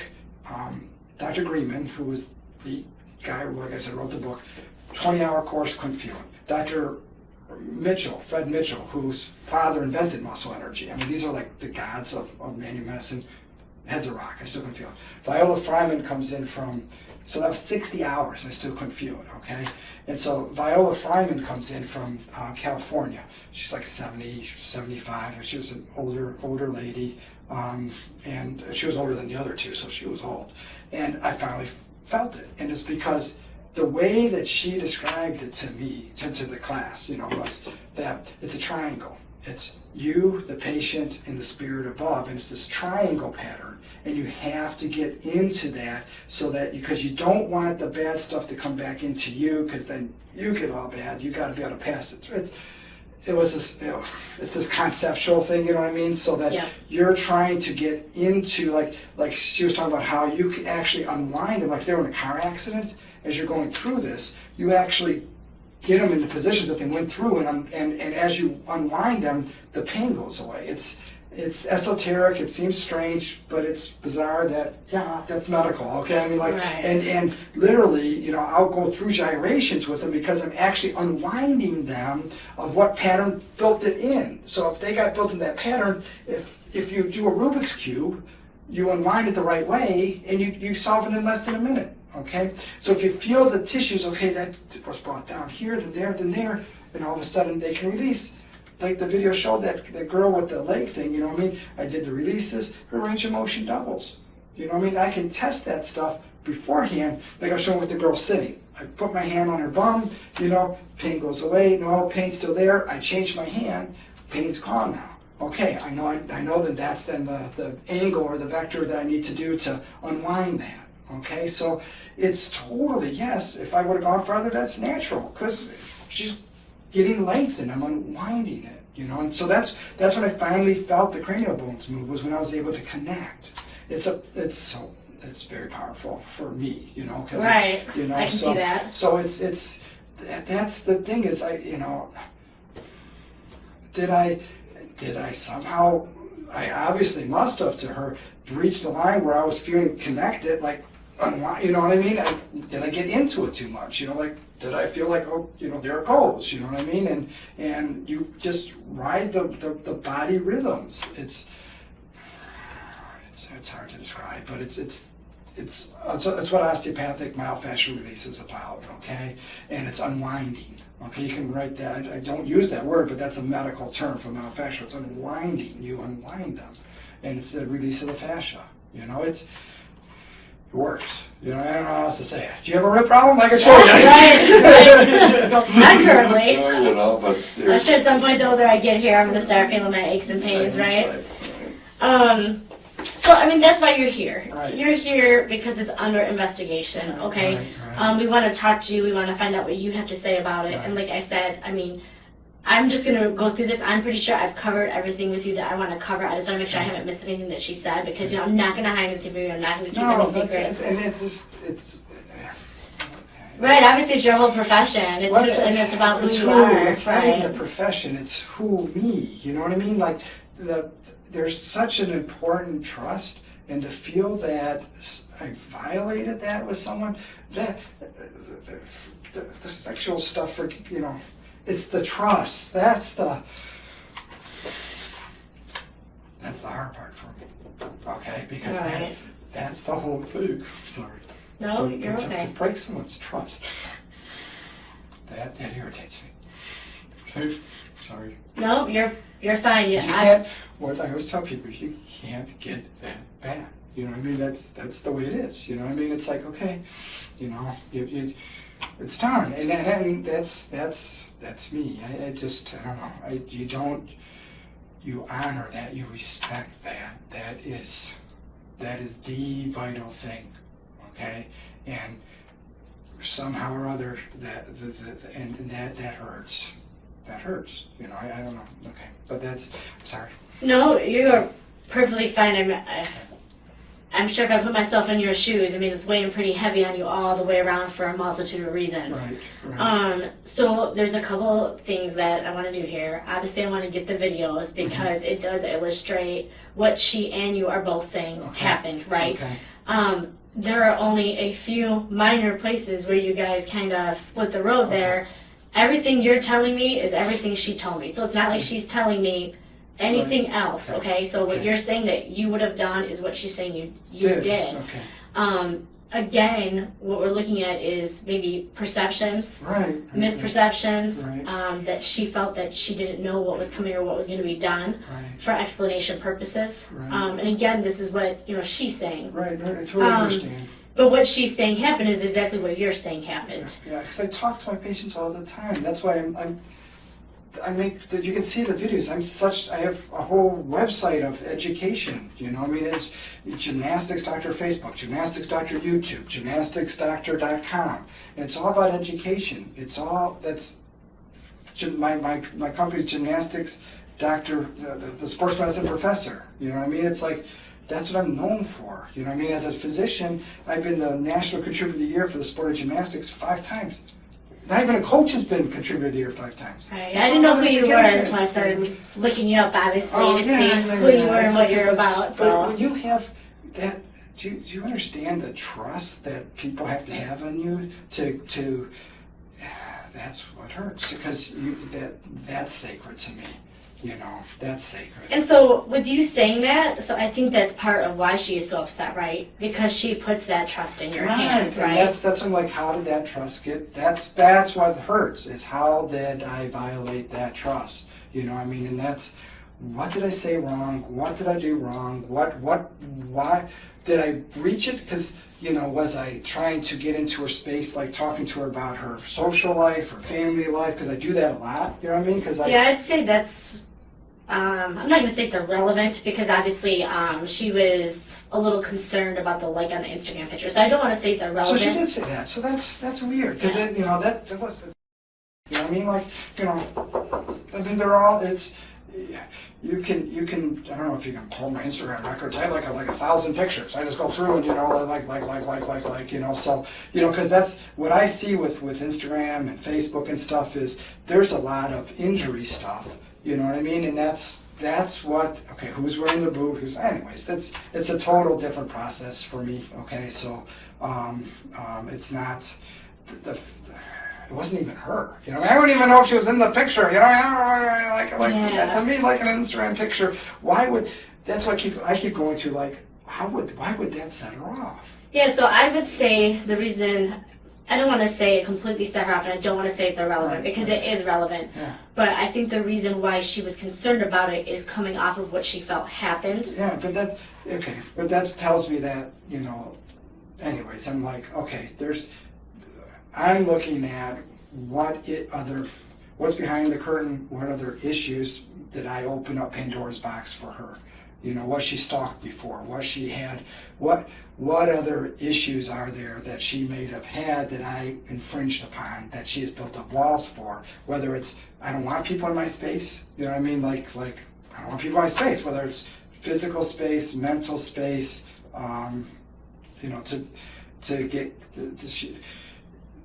to get connected with. I don't know, because that's what I do. That's how I try to connect, because I need to, it's just the way that I work, you know what I mean? And that's why my patients love me. I mean, that's why I like us, because I talk to them, I listen, and we share stories, and you know what I mean? And I just, I don't have to go to work, I get to go to work.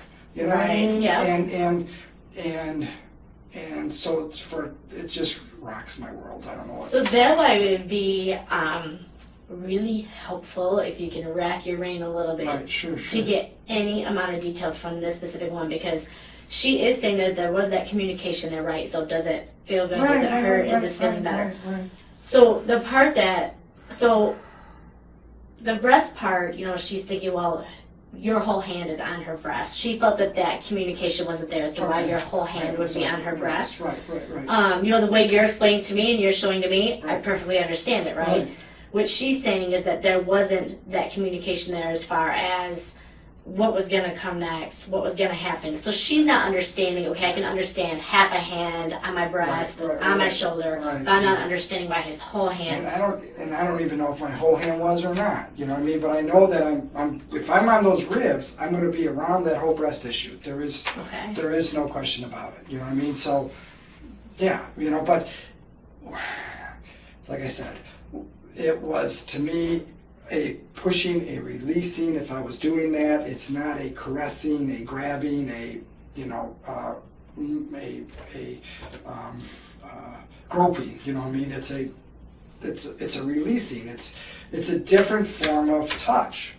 You know, and that's the part that bothers me. Is like, how did she get a different perception of the trust of the touch? You know what I mean? It's like, wait a second. You know what I mean? Because it's like, poof, there goes that lecture out the wall. It's like, you know, because I always tell people sense a different type of touch. You know what I mean? Like, and so, you know, so I should be able to be on her breast, but have a medical on breast. Okay, you see what I'm saying? Yep, I understand. Okay, so yeah, I was probably on her breast. Okay, there would have been a reason for it, and it wouldn't have been a groping reason. And that's the part. I'm like, how did that get lost?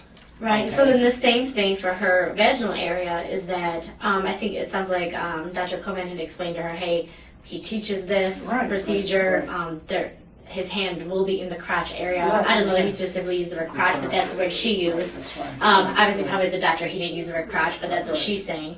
Right. So she said that that is, you know, a standard procedure you guys follow, that you've trained the office how to do that, you've trained other people how to do that. So what her concern was is that she did not know that your hand was going to go inside her underwear. Right, to move the underwear out of the way. Mm-hmm.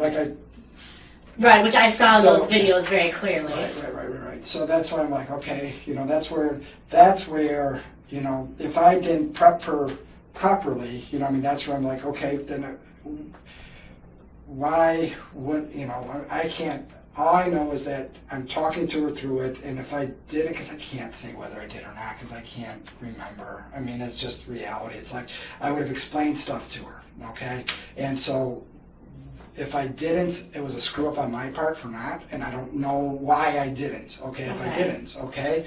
But that's because that's SOP. It's like, just do it. You know, you talk to the patient, you tell them what you're doing, you do it. You know what I mean? If I didn't say it, if she was... Did she miss it? I don't know. Did she not understand what I was saying? Like, this is what I'm going to do, and it didn't compute to her? That's possible, too. In other words, like, you know, did I say, okay, I'm going to do this, and it didn't register to her what I was going to do? I don't know. Okay? Or did I try and explain stuff the time prior, if this was a second visit? You know, because a lot of times I'll explain stuff the first visit and then just assume, okay, you know, explained it the first time type of deal, okay? But the kinetic chain, I always talk about a kinetic chain, you know, that's like I'll show it on the videos, you know, from your ponytail to your heel, whatever. But the process of doing what I'm doing is second nature. So did I, for whatever reason, do it with thinking that I did say, you know what I mean? That I could say, yeah, okay, that's a possibility. Okay. That I thought I had said it and didn't, okay? Because when something's routine, you know what I mean? It becomes routine, okay? And so did I fuck up and not say it, okay?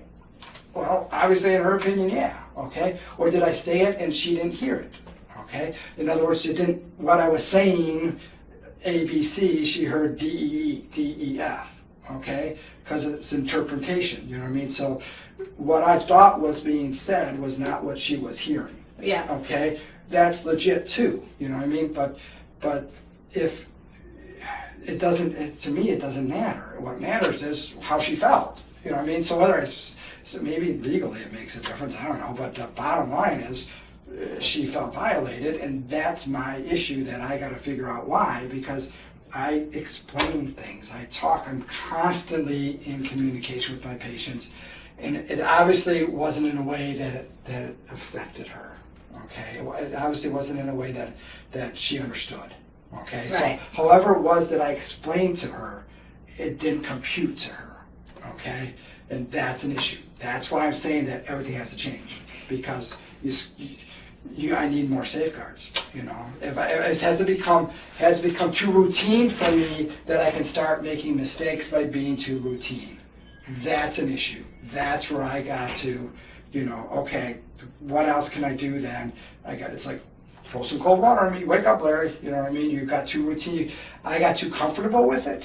You know what I mean, or something. I don't know. You know what I mean? But it's a huge wake-up call, okay? And I need to, my clinic will never be the same again. It's bottom line, you know, and it's going to suck because I like being able to, so I got to figure out how I still can be a mentor. I got to still figure out how I can still be able to connect with the patient, talk with the patients, and work through, because so much of it is mental, and you can sense that, you know what I mean, and work through that. And when I'm working on the patients, I'm also trying to establish that relationship to work through the mental part of the component of the stress too, you know. And so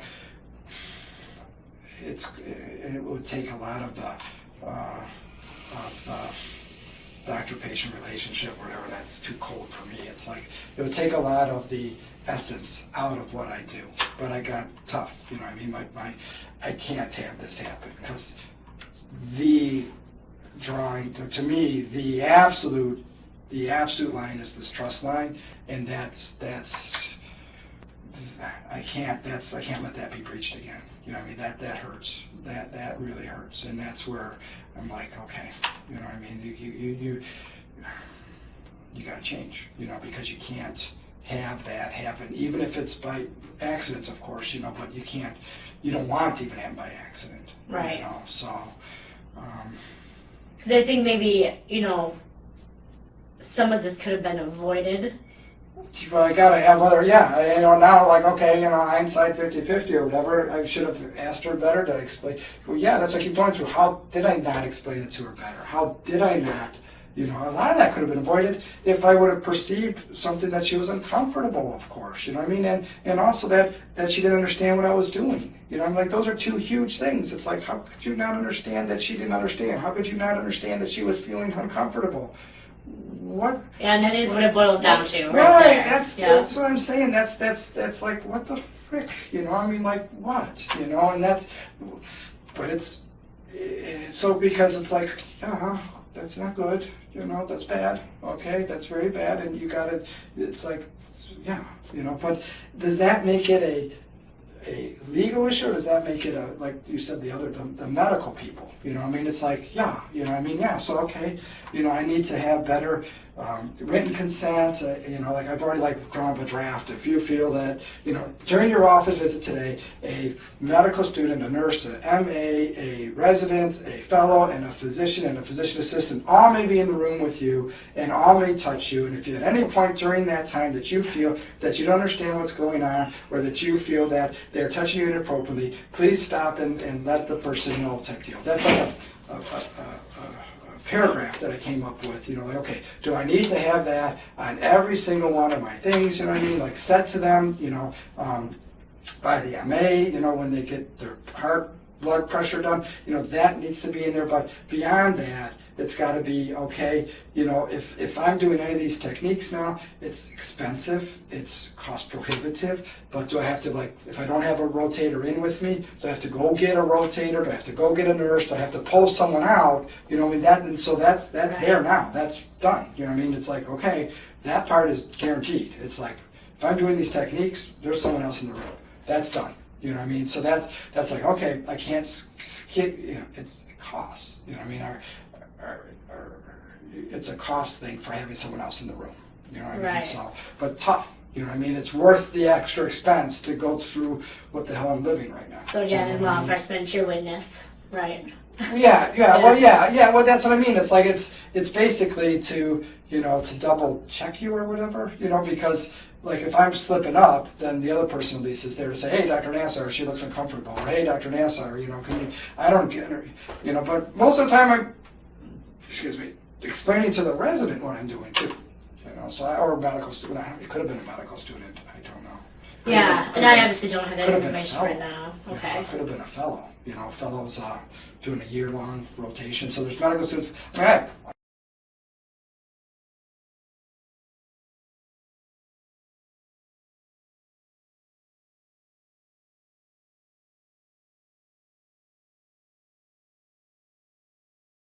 so she wants to go into medicine, and you know, so anyway, so she's coming in and spending a week with me to just observe and you know. Go through. So I have, you know, how high school students do that, do Yeah. job shadow type stuff, you know. So I have high school students in there a lot, you know. So it's what it is. So where is what is Dr. Colvin, like where's he at on this whole thing, or what has he said?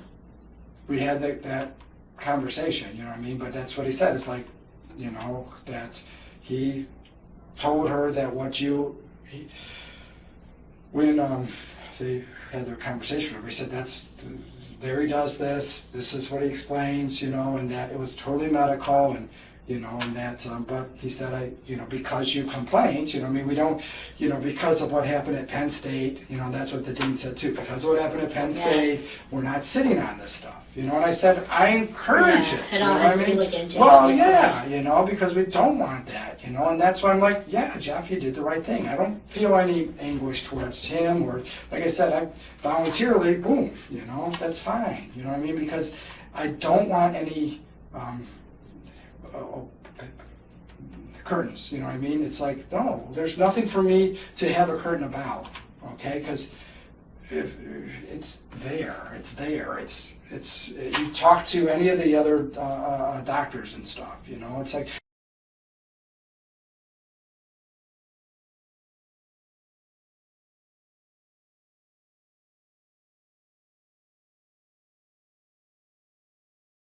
you know what I mean? It's like I'm doing the same stuff. You know what I mean? And that's why it's like, I'm sorry. No, You know, like but I said, the more you talk, the better. You know, So you don't have to apologize. But I'm just trying to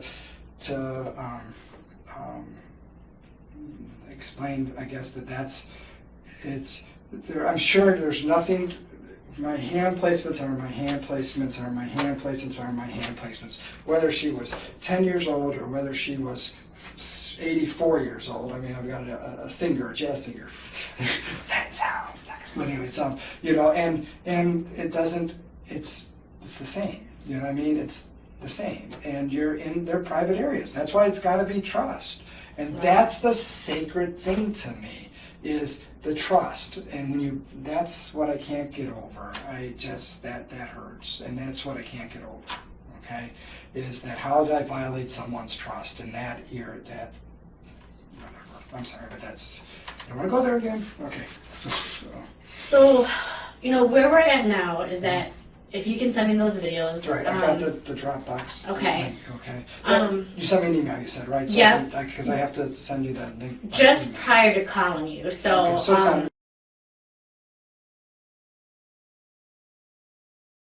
okay. So check that one. You'll have an email from me. Okay. Do you have a card just in I case? do, yeah. Okay, I appreciate that. And this has my office number that I called you from. Okay. And then it also has my email on there. Okay. And if you could send those to me, that would be great. Oh yeah, I'll send that tonight. Get some popcorn.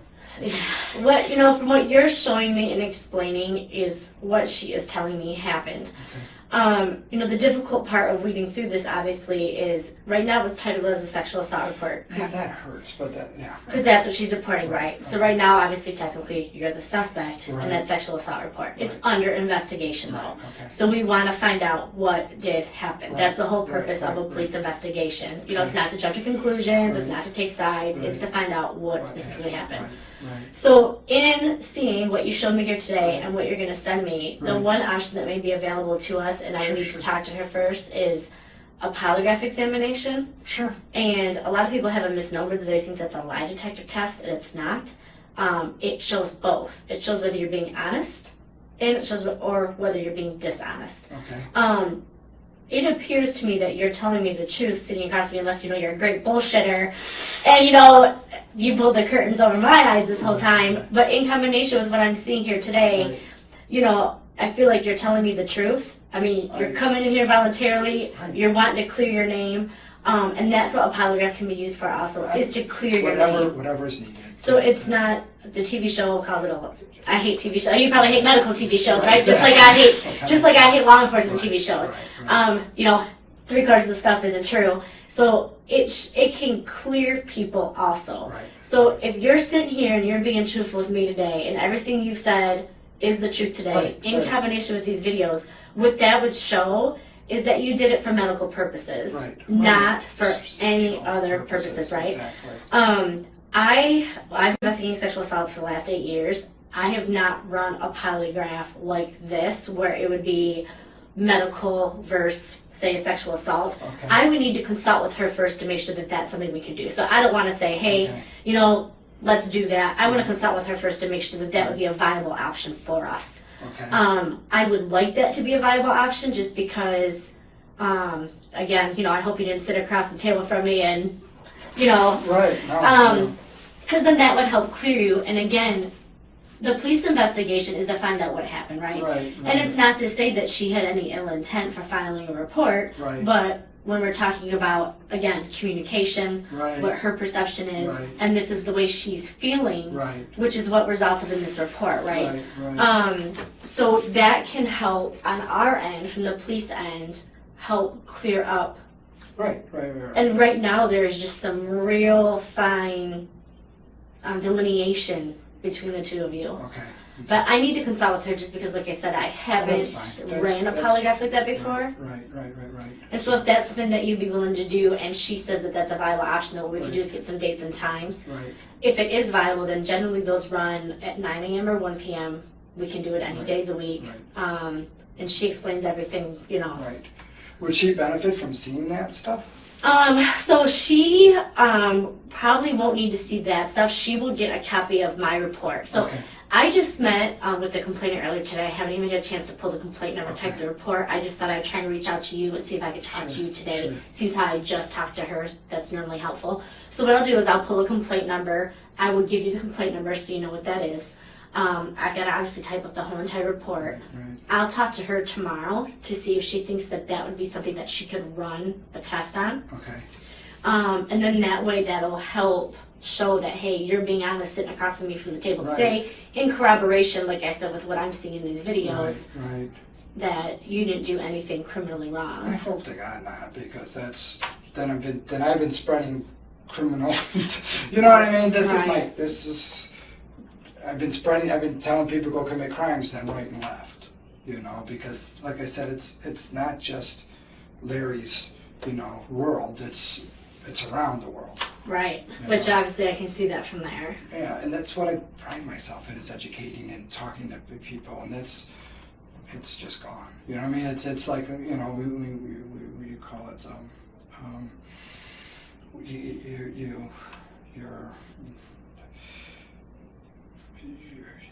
you get knocked off your pedestal or something like that. You think that, here I am, the person that lectures all over, here I am, the doctor of the whole thing, you know what I mean? And Turned your world upside down. well, yeah, it's like, okay, reality check, one person that, and it's all gone. And it's like, so I have to reconfigure and say, I can't, my life, my wife, my kids, my work that I built so hard on ain't worth it's hard for me to say this to try, because my life is about helping other people, but if this technique is going to create someone to have that issue, is it worth it for me to put my butt out on the line like that? And it from what I've been feeling, it ain't. You know what I mean? It's like, okay, Larry, you do a lot of work, you know what I mean? Like I do a lot of free work, and you know, I mean, I just, you know, with autism and the community, a lot of community stuff. But it's like, so, you know, do you need to take a step back and say, you know, okay, you need to protect yourself more. You know, it's I don't like that thought process, but it's reality. It's now, it's sitting here, it's reality, you know what I mean? So do I need to change who I am to protect myself better? I might not like myself as much, but, you know, I'll get through it, you know, but I still want to be able to get up and say I get to go to work. You know what I mean? You know what I mean? I don't want to have to change my work so that I have to say I have to go to work. You know what I mean? So that's going to be the hard part for me, is to figure out how to make these adjustments to, and the simple thing is, it's going to cost. The simple thing is someone else in the room. Plain and simple. Right. That's the simple thing. You know what I mean? And tough, just the way it is. You know what I mean? So that if it's going to cost us more money to have that in, then it's going to cost us more money. You know what I mean? Because it's going to take off from the staff. You know, so, and that's just tough. But that's. So did they change anything or put any measures in place? So when you first were contacted, you know, obviously I think there was like a few weeks in between. Yeah. So you know, when Jeff said that, we weren't really sure if it was going anywhere or not. You know what I mean? So we started talking. I think Jeff had started talking to Vicki, you know, our office manager. You know, okay, you know, we're definitely going to have to change things. We're going to, you know, have to, you know, have doors open or nurses or stuff. You know, so there was some discussion about it, but not much. You know what I mean? Because of the fact that we weren't sure where it was going to, but it didn't matter. To me, it was already, what am I going to do? You know what I mean? So it was already in my ballpark, like, okay, you know, I started leaving doors open and stuff, and I'm like, boy, it's noisy, it's hard to, you know, it's hard to, and there's HIPAA violations with doors open too, you know, so it's like, okay, you know, so yeah, no, from that day on, I personally have been adapting to try and make changes, and the only thing that I have found is, do I need to have a person in the room? You know what I mean? That's just cost. Or do I just stop it? You know what I mean? And just like, but it helps so many people. So I think I'm going to be more judicious as to who so that way I don't have to have someone in the room as often, you know, because I'm spending long time. Since 30 minutes, when was the last time a doctor spent 30 minutes to 60 minutes with you? Never. Okay. Would you appreciate that from a doctor who's talking to you, I mean, like, I'm telling you, it's a standard that I guess I put myself, like I said, I just got knocked off my standard, you know, because everyone else was 15, 20 minutes, you know what I mean? And I've been able to do this and make it work, but you know what? I can be, I don't want to be like everyone else, but it's my wrestling, you know what I mean? That's how I got to figure out how I can protect myself and not have this happen again, because I obviously cannot rely upon my sense of what the other person is feeling. You know what I mean? Because that just got blown out of the water. Okay? That's what you know, it's gone. I can't get that back. I can't say that, you know, in lectures even, you know, the sensation of, you know, the palpation versus all that stuff. I mean, it's gone. It just got proven wrong. You know what I mean? Right there. Bottom. Which is true. You know, so it'll never be the same. I don't know how else to say it. It'll just never be the same. You know, so that's my wrestling match, and that's where the university is going to have to, you know, it's not just me. It's going to open Pandora's box, because all of our docs are in the rooms by themselves. You know what I mean? And so, you know, and at any point when you're in the room and you got another person in the room, it doesn't, you could be checking their shoulder and they could say, you know, oh, you touched my breast, whatever, and it could be the orthopedic surgeon, and there's no one else in the room. How do you corroborate it? So it's like, okay, so it's not just me. It's like, how's this going to affect the whole thing? You know what I mean? Which is very true, which will be part of the university's investigation, obviously, and what they look at, like you said, from the whole university picture. Right. So that is what Christine Moore from the Office for Inclusion, she'll be in contact with you from their office. Okay. I asked her not to contact you until I could talk to you because Okay. I obviously, as a law enforcement agency, I like to trump the Okay. administrative investigation, so to speak. They understand that, Right, you know. right. I talk to them about that all the time, so Yeah, it's nothing. That's fine. So what I tell them is I always like to talk to the parties involved before they do. So I will let her know that I have talked to you. Okay. So she would be reaching out to you. I'm not sure exactly when, but she'd be reaching out to you. Their investigation is very similar to our criminal investigation, Okay. where they would talk to any possible witnesses. They'll talk to you, obviously. You know, they compile a report. But then in addition to that, like you said, they look at, from the university scope of things, how things should maybe be handled differently. Right. And so we, even though we work for the university, we just handle the criminal end of things. So the reason we're investigating this is because you're in the leased office that MSU has that is basically contiguous to our campus. Right. And so that's how that gives us the jurisdiction here, as opposed to Meridian Township, where Right. technically your building sits. Okay. So if you had any questions about that, that's why we're investigating it. Okay. What questions do you have for me? Right now, it's like, do you know how long it will be, or what? You know, I'm just trying to figure out what's our next step. How long am I? The waiting is tough on me. You know what I mean? Right. It really is, and that's why I'm like, man, I'm eager to talk, to do. You know, so I don't know. You know, that's Yeah, so I just got to get in contact with a couple of people and talk to them that she's given me names of people to talk to. You know, basically people that she's talked to. Right. So I need to reach out to them. I'd like to try and get the medical records, obviously, Okay, because those right. sound like, according to you, those would be pretty helpful. Right. I also don't like to have these take a long Right, period of time. right. So, you know, it'd be my goal that hopefully that it would just be maybe a few weeks. Okay. And then we could have the investigation completed. Okay. Obviously, that would be dependent to, okay, can we do the polygraph? When can we get the polygraph scheduled? Right. So for your 5.5 weeks, is that kind of, how was that time frame put in place? Or how did they come up with 5.5 weeks? That was just the dean just said. Okay, just Go to said, hey, June 30th, okay, you so know. that ended And June. I've got a week vacation that's in there. So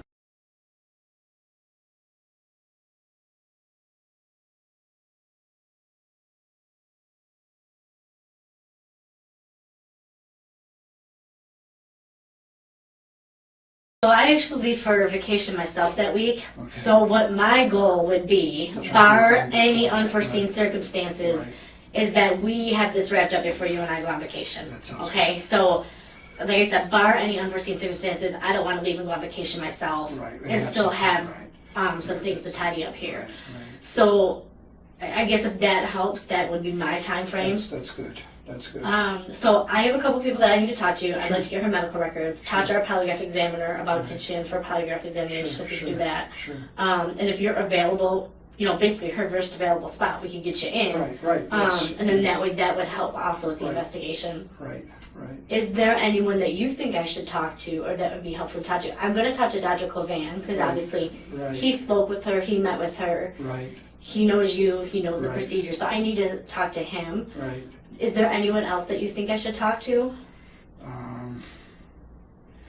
I think Dr. Lemon. She's another one of our doctors. Okay. Okay.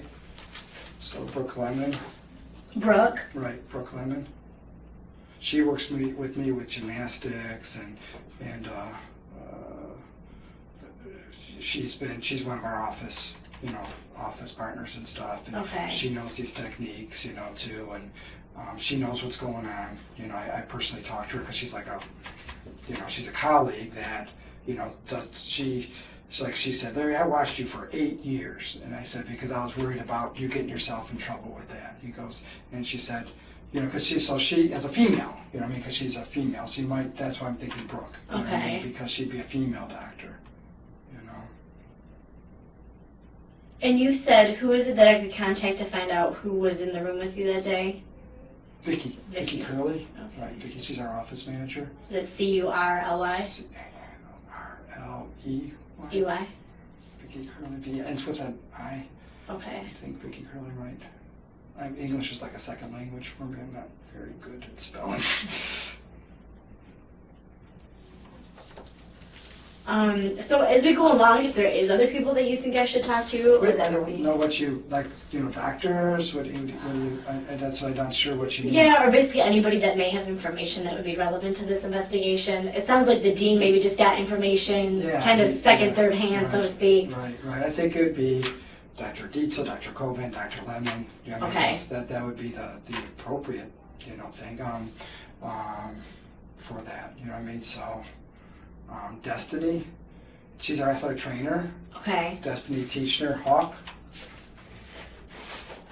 Leave my pen in there. Sorry. Destiny, she works with me in the training room. Okay. And she doesn't know anything about this. Okay. So she's totally. Then I may hold off. Yeah. She doesn't know anything about this, but Okay. she's with me in the training room. She's like my voice. Now he's gonna put his hand on here. You know what I mean? So, because I work with the athletes there, and I do the same techniques with the athletes in the training room. Okay. And so she's always the one that say, all right, remember he's gonna do this. So she's always over my shoulder talking to the patient. It's because I only got like 15 minutes, there. So it's always a quicker Okay. thing. And so she knows my techniques, and she talks, so she helps with the education of the patients, from that to the athletes, you could say. We do this on guys too, in case that matters, All right. It's not like just on girls, you know what I mean? There's basketball players that, with Kovan and other track athletes, it doesn't, I mainly work with figure skaters and gym, but where I see the guys is mainly in the training room. Okay. You know what I mean? And I've got a few guys that are in the clinic, but the vast majority are females because it's figure skating, gymnastics, and dance. That's my population. You know what I mean? Okay. But yeah, and I've done this with guys and taped their bottoms too, and all that stuff too. So it's not just unisexual. Okay, but anyways, that would be the coverage, I guess. You know what I mean? So.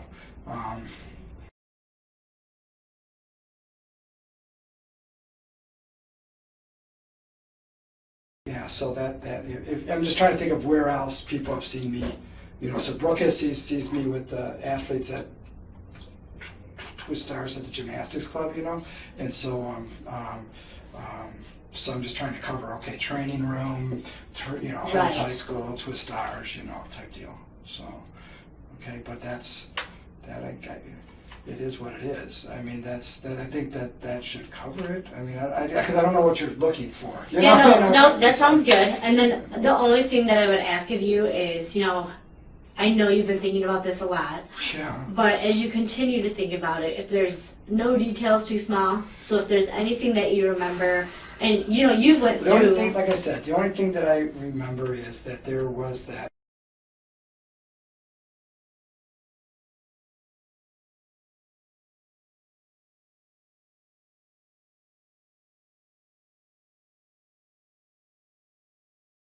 I was hoping to, it's just me, okay, how can I help? You know what I mean? That's where I'm thinking, is that where I crossed the line, was because I had intent of trying to talk to her and how can I mentor her and, she's like, what do you want, your career? You know what I mean? It's like, how can I be the mom? How can I, so that's the only thing that I keep thinking of, is that was an intent that I had, was to, as a mentoring. She didn't come here for that. She came in for.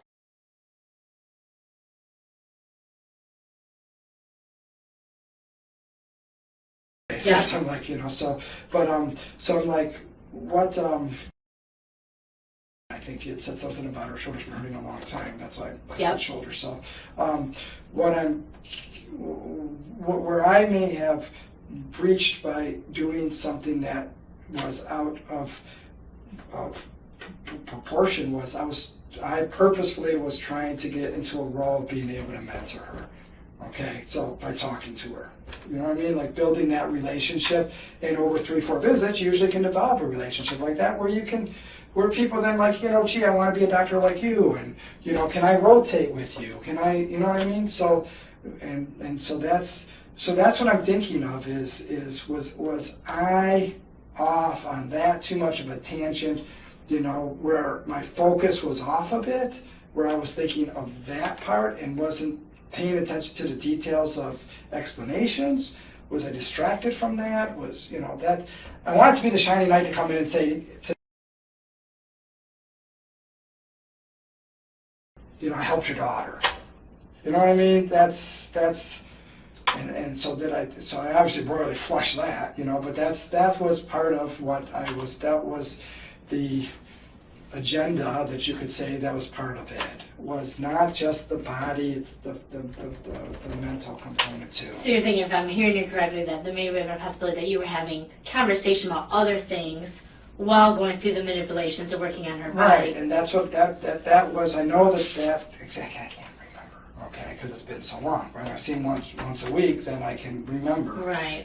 But I remember that as a detail of thinking back. That was an issue. So when I see an issue, I would have normally tried to mentor on that issue. Okay, so that's, again, it's nothing, I'm not singling her out. It's like, when I see an issue, I want to become a mentor, I want to be able to help the person from that standpoint too, okay? Right. And so that's just, okay. So I don't know, that would be the details. Yeah, and again, sometimes as and I'm sure you've thought about it a lot, but as you continue to think about it, if there's anything that comes up, don't hesitate to get back in contact with me and let me know. What I will do, though, I will talk with our polygraph examiner tomorrow. Okay. So I'll be able to follow back up with you tomorrow, Okay. unless she's off. I don't think she's off. Right, would I have to go?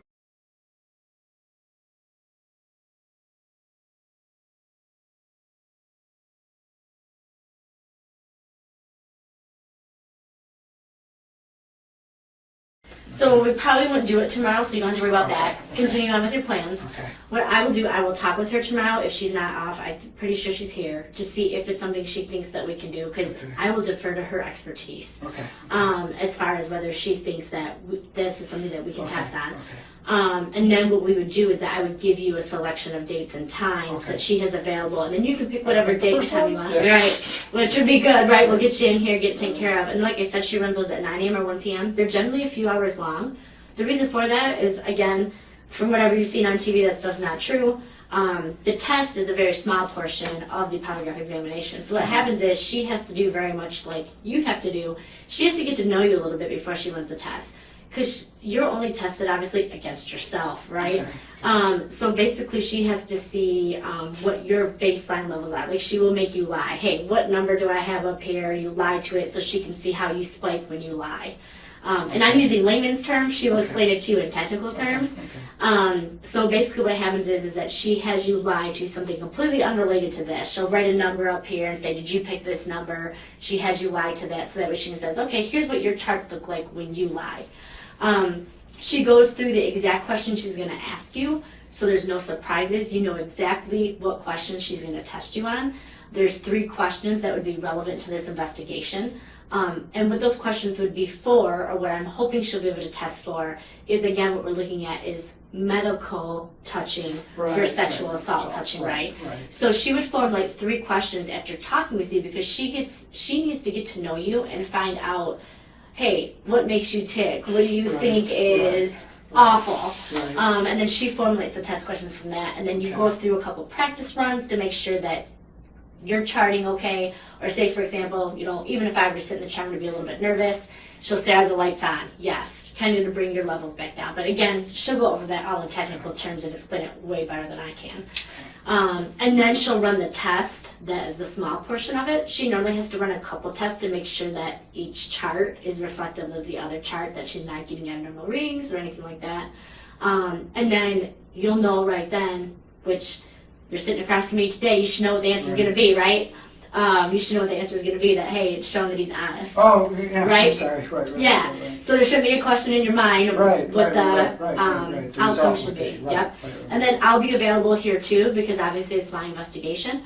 So we would meet afterwards. Well, basically when you show up, I'd come get you again. I'd walk you down and introduce you to her. She runs the test. I'm here throughout the whole thing though. And then after the test, I would meet with you again. And again, you're saying, hey, here's what I did. Again, from what I'm seeing, it seems like that's the case. And then, but it just frustrates me that like I said, Right, all it this- affects you in a whole nother capacity. Yeah. That's the whole thing. It's like this. It's whatever it takes. Let's get through it. But I just want to get through it because I got to figure out how to make amends. You know what I mean? It's like, how do you change your life? You know what I mean? So that you don't have this ever happen again. Right. You know what I mean? And I've got to take it out of my hands.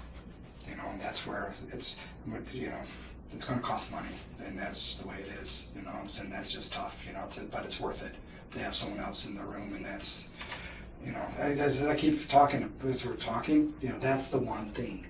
That's the one thing that we wouldn't even be here right now, I think, if that person didn't, because that's what you said, is when that person left the room is when she had that change of thought, and that's, if that other patient would have been late, there's so many, like, if that patient would have been late, if there was no other patient, then if it was the last patient of the day or whatever, if that person would have left the room, we wouldn't be here right now, Right, or we may just have to go talk to that person that would say, yep, hey, here's what I saw, right? Right. So that's that would be quick and easy for us. Right, exactly. And unfortunately, that's not where we're at.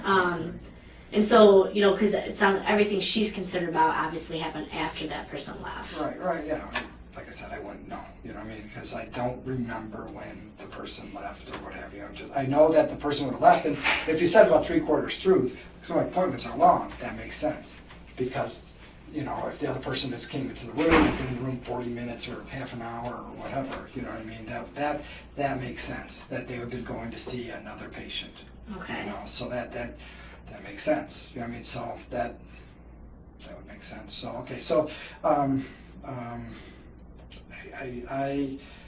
I am, whatever you need done, just let me know. Okay, Well, I appreciate you coming in here. I didn't expect you to be like, I'm coming right now, so I appreciate that. That's extremely helpful. Yeah, no, it's the sooner. This has been in a way therapeutic for me too. Okay, it's like I got a chance to purge. You know what I mean? So, thank you. For that. It was nice to be able to purge, to let it out. Okay, so that helps. Okay, so I do appreciate. Yeah, no, and I appreciate, like I said, I know a couple of times you're like, hey, I'm talking too much. We want you to talk a lot, okay? Because the more information we have, the more we have to work with. Okay. And so that's helpful. And again, so as you move forward, no details too small. So if you do think of anything.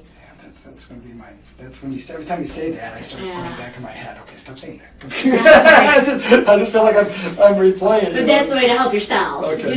So that is the way to help yourself, is to remember any detail. And again, I know you see a lot of patients, and I know we're a few weeks out from. Yeah, but what I don't want to do is convince myself of some. I don't want to convince myself. Right, and I wouldn't want you to do that either. Like, oh yeah, well I remember. No, by no means, like, right. You know what I mean? I wouldn't want you to do that either. I don't want to start, distorting the memory in a sense. You know what I mean? So that what is she looking for? What are her detail? What am I missing? No, I would not want you to do that at all. And if you don't remember, hey, you don't remember. Right. I don't want it to be used against me because I can't remember. But at the same time, I'm like. I know I talk to my patients. I know I explain things. It's irrelevant what I know. It's her perception of what she heard. Now, if I said, even if I remembered saying specifically X, Y, Z, if she heard A, B, C, then does it really matter that I said X, Y, Z? Right, which is true. What I'm saying? Okay, that's why I'm like. That's true in our profession too. Yeah, that's why I'm like, okay, she didn't get it. She didn't get it. Okay, and that's the issue. She didn't get it. Okay, and for whatever reason, whether I was distracted, it could have just as been as easy as that. I could have been distracted and thought I had explained things. You know what I mean? So that's what I'm saying. Which is a perfectly plausible explanation. That's it. So I don't want to hallucinate and start. Yeah, and I wouldn't want you to do that either. Reconstruct the thing, you know what I mean? So, but if something does come to me, I'll tell you, of course, okay? But I'm trying hard, okay? So. Yeah, no, I appreciate you coming in here, especially I called you up and you came right in, so that's greatly appreciated. You obviously got a couple different processes you're dealing with. Your employment process, this process. the university's process, Right, so it's a lot to have to deal with. Yeah, well, thank you though for your time. Thank you for being you. You were good. And just it was comfortable to talk to you. You know what I mean? So I That's good. appreciate that. Okay. Thanks. So, So, as soon as you can, that would be your first piece of homework. Send me those videos. videos. Yes. I'm going to leave for the evening after this, Yeah. so if you don't get to it till I'll get to it. later tonight or sometime tomorrow, Did I that's think of fine. anything more important? That's right. So, as long as I can have them, by some point tomorrow, that would be great. And there should be the other videos that I was trying to find, and the other videos I was trying to find, and I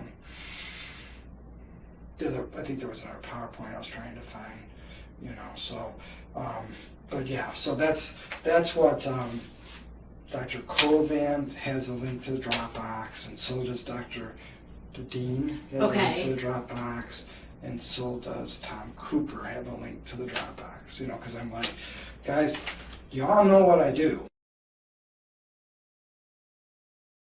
Tom Cooper, he's more administrative, so that's what made it was for Tom. I put the Dropbox together mainly for Tom, because he's like the person in charge of the department, so he would have no real clue, so that's why I wanted to put that together and say, okay, Tom, this is what I do, because he's not a medical person. He's actually a lawyer that works with, he was like our interim department director when Dr. Pochin left, so he became the interim, and now we have another, Dr. Mukherjee is the new department director, so now he's stepped down again as the associate head. But Tom's the person that really oversees our clinic. Okay, so that's why I put that together, was for his knowledge, because he's not medical. Which is exactly why it's helpful for me. Yeah, okay. Okay. So, for you to come in and explain it to me. Do you want those emails? I won't need the emails. Okay. It's my explanation to him, to Tom and stuff, So you wrote an explanation to them of what you did? Yeah. So that would be helpful. If you have a copy of those, you can just email those to me. Yeah, it should have it's just one email. It's like, here's the Dropbox link, and here's Okay. Yeah, so that would be helpful then. Okay. Yeah, because it should explain it, I think. I don't know, it's a long email, but I'll send it to you. No, that'd be very helpful. Okay. So anything else? Nope, I don't think so. Just send me those videos, and then I will call you tomorrow to let you know whether we can do the polygraph or not do the polygraph. Would she need to see this stuff at all? Do I need to bring this back? No, she will have access to my whole written report. Oh, and she'd have access to the Dropbox for you if there's anything. And then she will go over that report with you in detail to make sure that there's no misunderstandings as to what I may have wrote or what you may have said.